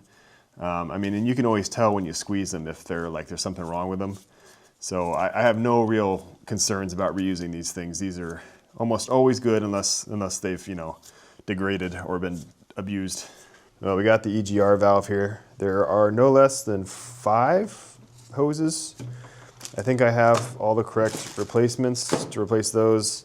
So I'm gonna take this thing apart now and try to clean it up. The question I'm gonna be asked, and some people have already asked this, why not just do an EGR delete? Well, I'm gonna sell this machine as soon as I finish making sure it's okay after rebuilding it. And when you go to sell something like this, something that's not been molested or modified is gonna be worth more, in my opinion. So that's why I'm leaving the EGR on and all the other stuff, just so it's as close to stock as possible.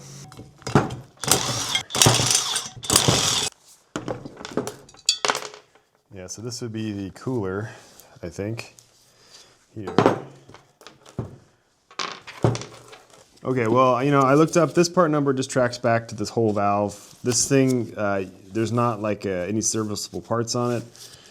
This plastic actuator, which is probably what opens and closes, that you can't replace that. This whole thing together you can buy for 600 bucks. So everything looks fine on it. I don't see any gunk in here, and I mean, it looks like the valve is in there still. So we're just gonna throw new gaskets on it and slap it back together. The cooler looks fine. I don't see any evidence of leaking in here or anything. So I think we're just gonna put this back together, and I'm sure it'll be okay. Still really dirty, but it's the EGR valve. Who cares?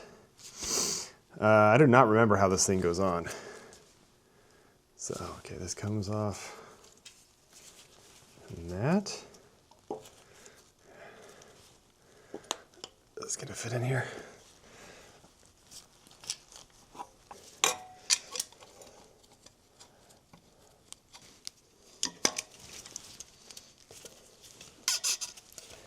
Goes in there.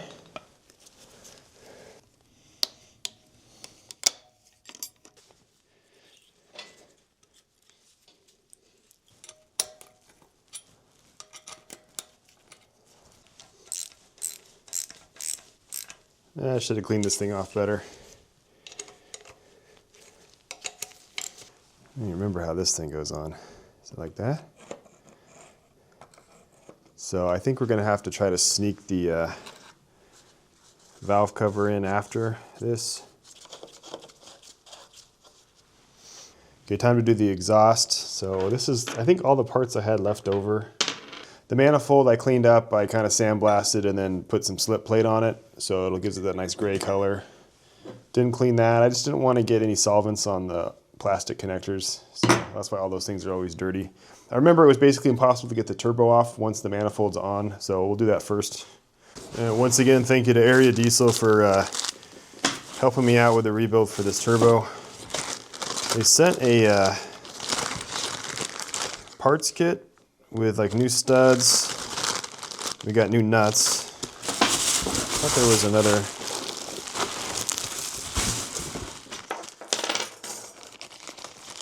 What do we got here?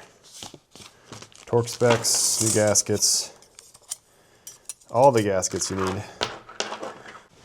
So they released the video on the rebuild on this thing. I watched it. A couple of things jumped out at me. The first was, well, first of all, this is the original turbocharger. They didn't give me a remanufactured one. The first interesting thing in that video was how much metal was in this thing. I mean, you'd think even if your engine's going bad, the oil's filtered, but if it's getting ground up after the filter in the oiling system, it ends up in the turbo. And there definitely was a bunch of metal in the turbo. The other really interesting thing was how dry it was. There was like no oil inside of it. And that kind of, if you remember back when I did the teardown, there was like the cylinder walls were super dry and a lot of other random areas were really dry. So I think what had happened is when the main spun, that blocked off like the main oil passage, and then areas of the engine weren't getting oil, and it basically just shut it down. Anyway, they really did a nice job cleaning this up. It looks brand new. All right.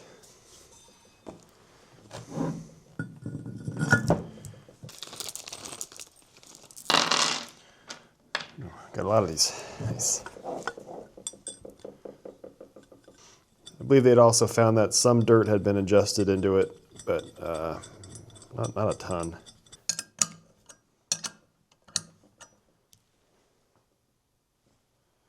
Wait a second. Did I put this on backwards? Oh. All right, that looks better. It also looks, this must be the same hose. I don't remember taking this hose off, but they gave me a new one. That was nice of them.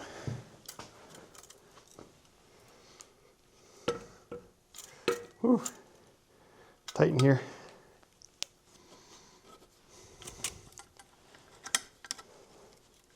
I put some anti-seize on these bolts. Does it do anything? Probably not, but it makes you feel better. So that's all that's important.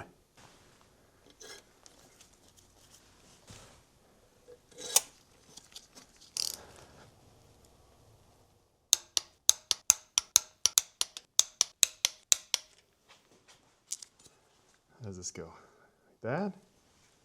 Yeah.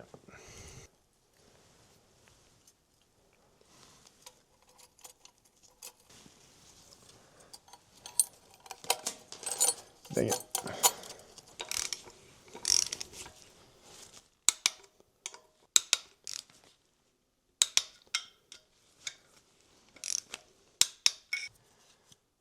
Oh. Did that go right there? Seems like it, doesn't it? Is this the right?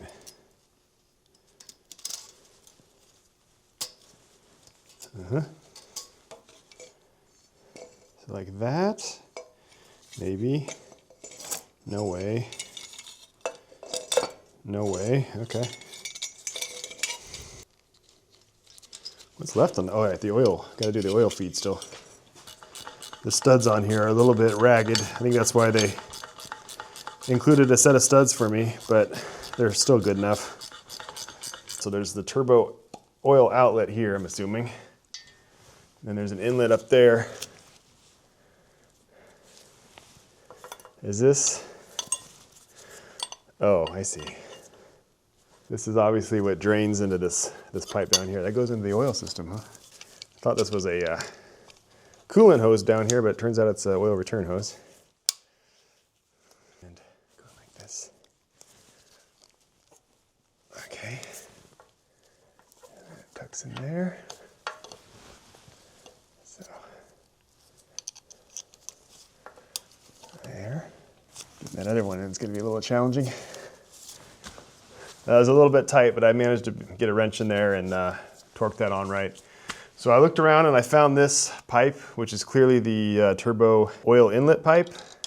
So a couple things. Number one, I need to clean this out really well because this had metal shavings running through it. So I'll do that. But also, so this is the feed hole right there. So that's got to be a pressurized oil outlet. It's got to be the same pressure as the rest of the block. I mean, there's no regulator or anything. So that is going to be my measurement point. Before I do that though, I am going to swap out oil filters. I'm going to use this as a break-in filter And then once it's broken in, I'll switch over to the Bobcat filter. I think it'll look better when you go to sell the machine if it has Bobcat filters on it. Even though this is probably a better quality filter, this Baldwin one. Jeez.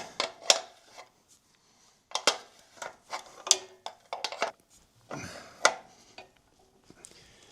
use this as a fill. If I pour it into here, it's just going to dump out of that hole, so we'll try it in there. This thing apparently takes 9 quarts of oil.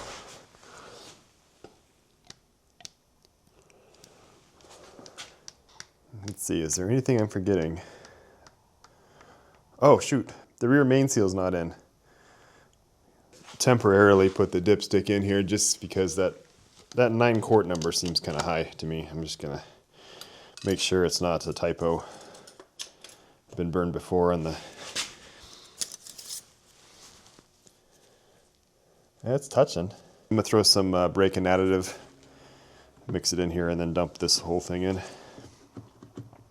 Probably not as necessary since the cam and all that stuff wasn't swapped out, but I don't think it's gonna hurt. Can I get this in without making a mess? Pour it down the unfiltered side. Maybe that'll kind of drain back into the pump and prime it a little bit. Probably not.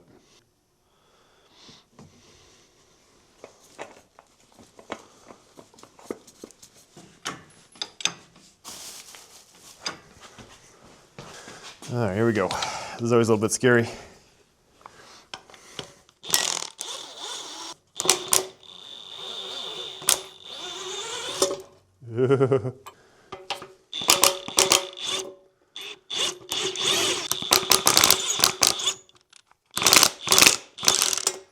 Okay, that wasn't too bad. All right, we're on the back here. It appears that some caveman has been banging on this cam plug, but it's in there. New rear seal, it seems to be the right size, but it is, this is backwards right now, but it is extremely tight going on here. Like super tight, like almost too tight, if you know what I mean. So I'm gonna soak this thing in oil for a while. Maybe that'll kind of soften it up. I mean, I can understand why they want to be tight, but getting it on is gonna be like next to impossible if it's this rigid. It's so rigid. All right, I think it's ready. Got a tiny little bit of RTV just on the back part. And what actually helped it the most loosen up was I had it in that aluminum pan, and then before I put it in, it wasn't really loosening up, so I took it back out, and then I just heated the bottom of the pan up with a blowtorch to warm that oil up, and then it got real nice after I dropped it back in.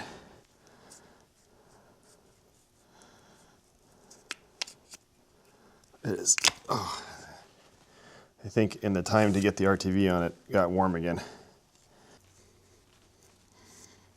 Ah, come on. Come on. Oh, did I get it? There. Shoot, I think the lip's folded though. How are you supposed to do this? Did I just rip it? Oh, yeah, it's ripped. Okay, well I had next day a new seal here. This is an actual genuine Doosan one. This appears to actually be a rubber lip instead of a piece of plastic from 1990 that was left out in the sun for a couple years. So I think we're going to be good on this.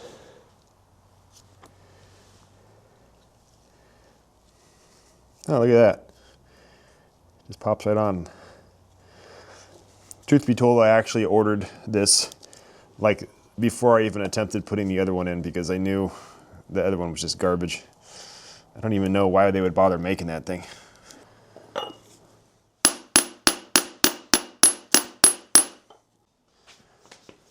Okay, and I think this just went like this. Do these need to line up with anything? I don't think so.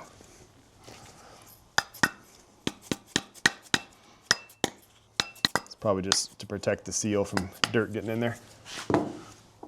So while I was waiting for the rear main to come in, I got to thinking, is there anything else I can test on here and make sure that there's not going to be any problems. And then I realized the cooling system's right here. I mean, all these hoses are on, so it's really just your inlet and outlet. So we could probably pressurize this cooling system, right? Make sure there's no cooling leaks, make sure the head gasket's sealed. Let's get one of these. This might just shoot out of here. This heat shield's gonna cause me trouble. So that goes in there. I believe this is just the Harbor Freight kit, but this is a adapter for it.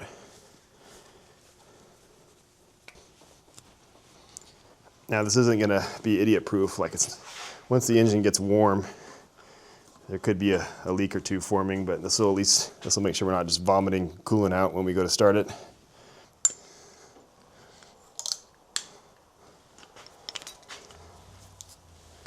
And what should we do? 15 PSI?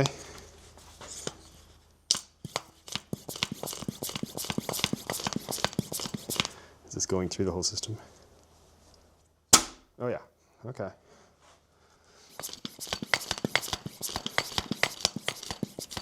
Let's just see if there's pressure on the EGR side over here. Oh yeah. Cool. So that should check all the hoses in. All right, it's holding steady at about 15 PSI there. I'm gonna go and just kind of bubble water around, make sure there's no leaks, especially on this kind of stuff where I put a new gasket in and it might not have tightened it enough. Oh, yeah, it's leaking right there. Yeah, I can see it right on top there. It's bubbling out.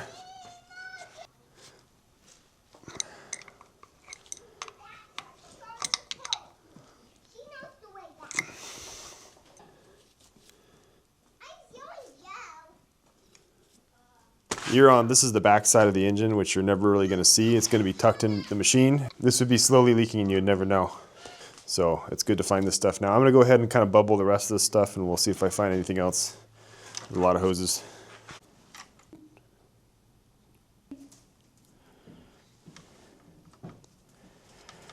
All right, guys, well, it's been about 30 minutes and it's held pressure here.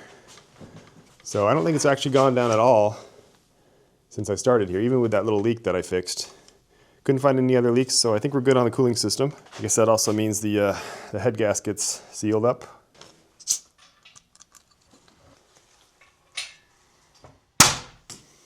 So as I found earlier, this is the oil inlet for the turbo. There's a pipe that goes from here up into the turbo. And thankfully it's just an M10. I believe I have one of those in my pressure test kit. So you're probably saying to yourself, well, there's not going to be any oil getting to the turbo. That's completely fine. I mean, there's no injectors or anything. There's not going to be any compression made. The turbo is not going to be spinning when I turn the engine over.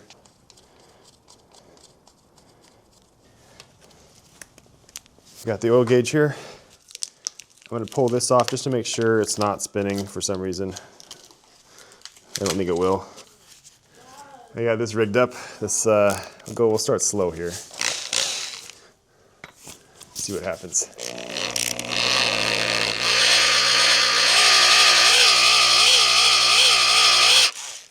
Not enough power.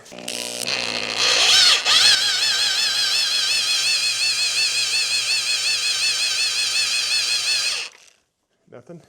I'm gonna try a little bit higher. It's gonna burn my drill out, but that's okay.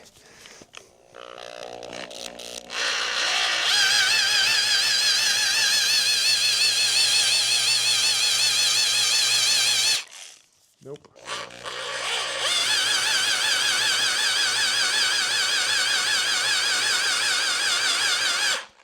This is not spinning fast enough. There it goes.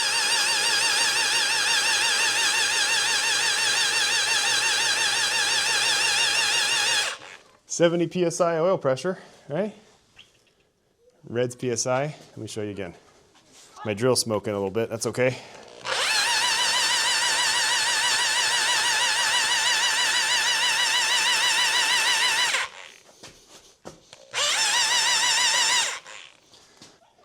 The turbo was spinning about 1 revolution per 5 seconds, so that's probably okay. Okay, so this is the last rocker in the line. We're gonna look to see if we see oil coming out of here. That would mean that we're fully oiled. I do see it dripping.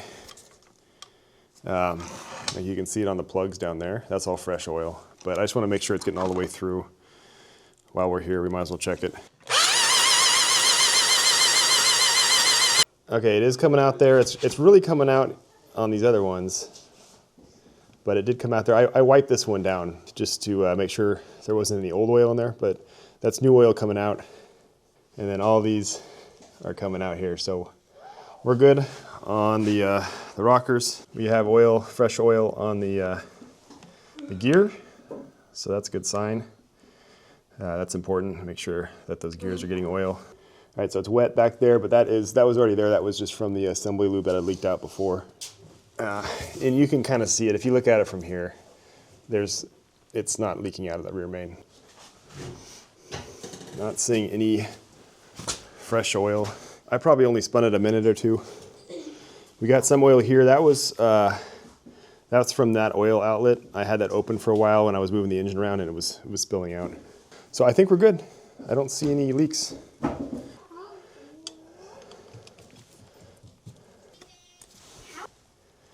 All right, this is just lined up. Ugh. You can do this without dropping any dirt in, that'd be good. So I'm gonna leave this one finger tight for now just to make sure that oil's getting all the way up here, and we're gonna spin it again. Whoa, we got some oil. Good oil pressure. The rebuild kit didn't come with this gasket, but fortunately I had one. And it did have this gasket. The seal in there looks really good. I don't think that's gonna be a problem.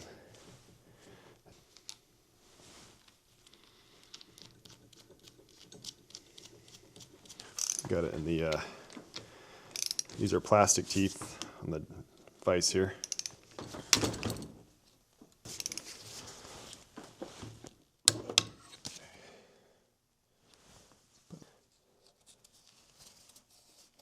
Hopefully this still fits here.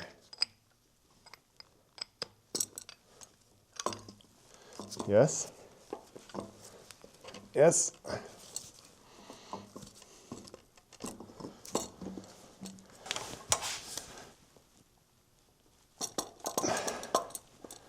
I think just this little plug is holding it up right now. So just slowly tighten this on, I guess.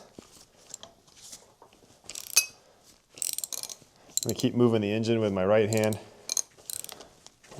in case the gears try to engage all of a sudden.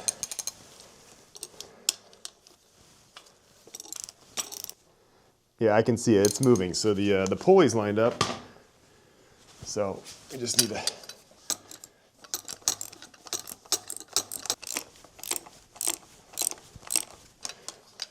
By the way, I ran that drill on this engine a lot longer than I showed. After I had the turbo line hooked up, I just kept going for a while. It's cheap insurance just to make sure I don't have any leaks. I can't express how much I don't want to have to pull this engine back out. It's like a several hour job to do. And there's really not much you can reach once it's installed. So I was just really trying to do my due diligence, make sure everything's gonna be good with it. I mean, even then, once the engine warms up and heats up and everything's kind of settled in, it still might leak. But at the very least, I know it's gonna make oil pressure, and I know it's not gonna be dumping fluid out of some, leak somewhere, right? So there's not much, yeah, it's definitely working because that just sprayed fluid out.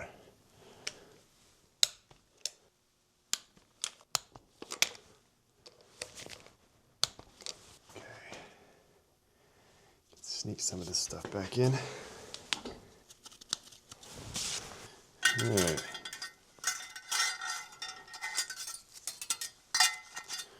Only goes on one way. What does this go to down here? That's a mystery.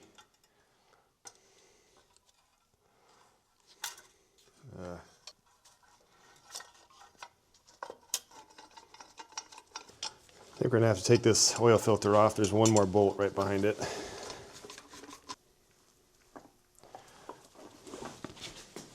It's a nice mess.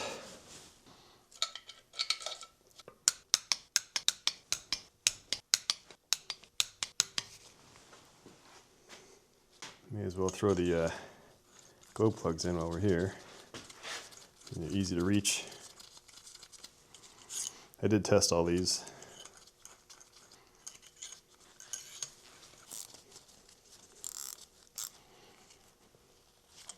I got a new gasket on here. I took it a little bit easy washing this thing. I just used soap and water since it's plastic. You know, who knows what solvent's gonna do to it. So, kind of sneak it in by the heat shield here. Probably could have gotten away without replacing the gasket and this gasket up here, since these still look basically brand new. They probably did it when the engine was rebuilt 20 hours ago, but whatever. I paid for the gaskets, might as well use them. Let's go to like 5 foot-pounds of torque. Okay, a new gasket on here.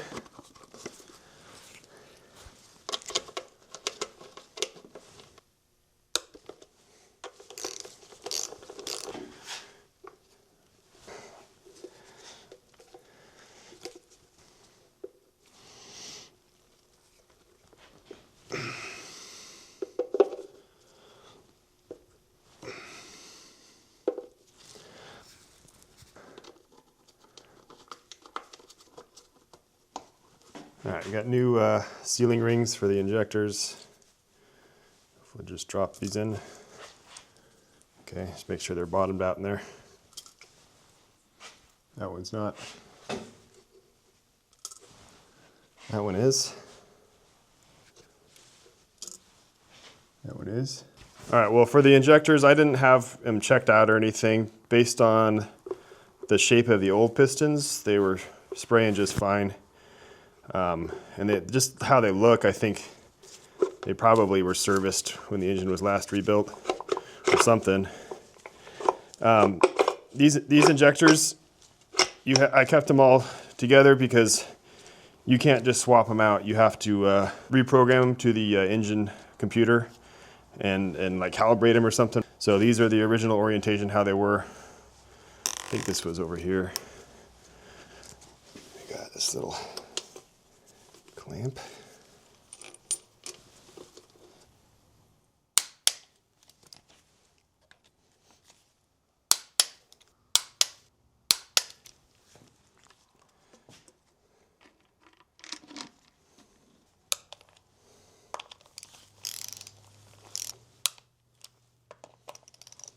It looks like the bleed off goes over here maybe. Try to do this without getting any dirt in the fuel system. Maybe we need to take this tape off.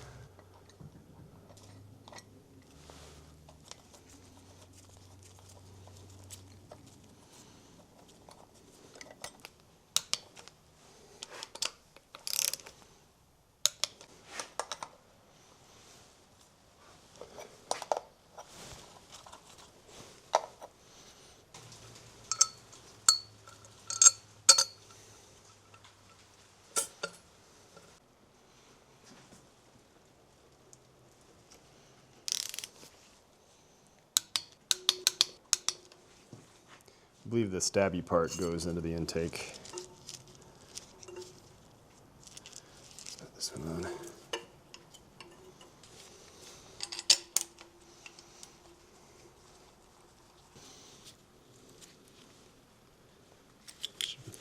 Should probably clean that off a little bit. Better. And something like here. Yeah, and the little bleed down plugs in right here.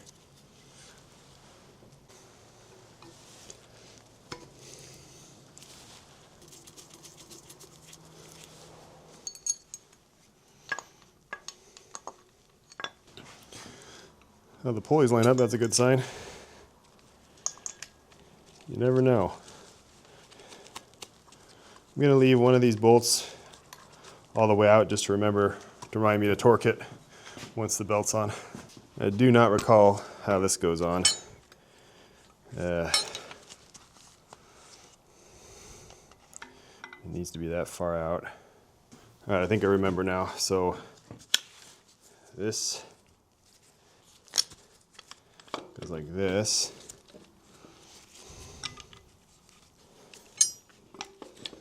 Goes on here.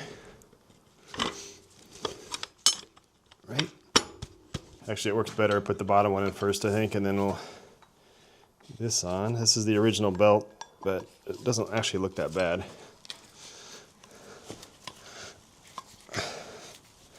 Just dirty. There we go. There we go. Okay, now, since there's no tensioner, I guess you gotta do something like this. This bracket wants to bend, of course. I was wondering why the bolt holes on here were screwed up. There we go. Got it in.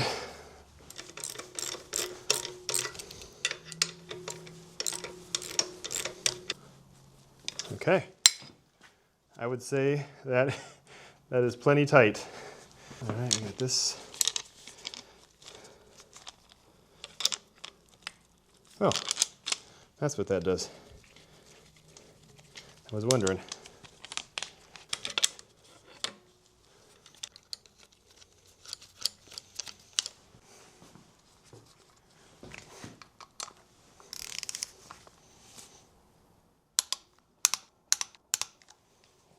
All right, we got the turbo inlet here. I swapped out this clamp with this style, which I prefer if there's enough room to get it in here, which there might not be. Just kind of sneak it in here. Oh yeah, plenty of room. This goes on here.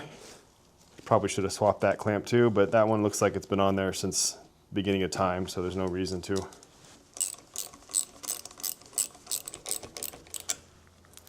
Okay.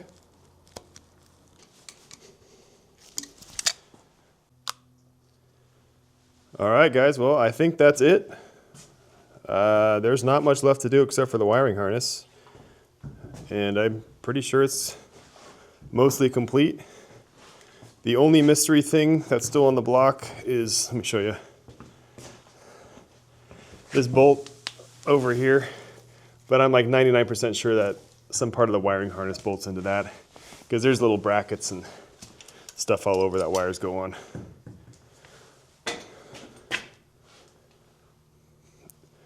Over here on the parts table, there is nothing left. Everything's accounted for with the exception of this pile. So this is the wiring harness.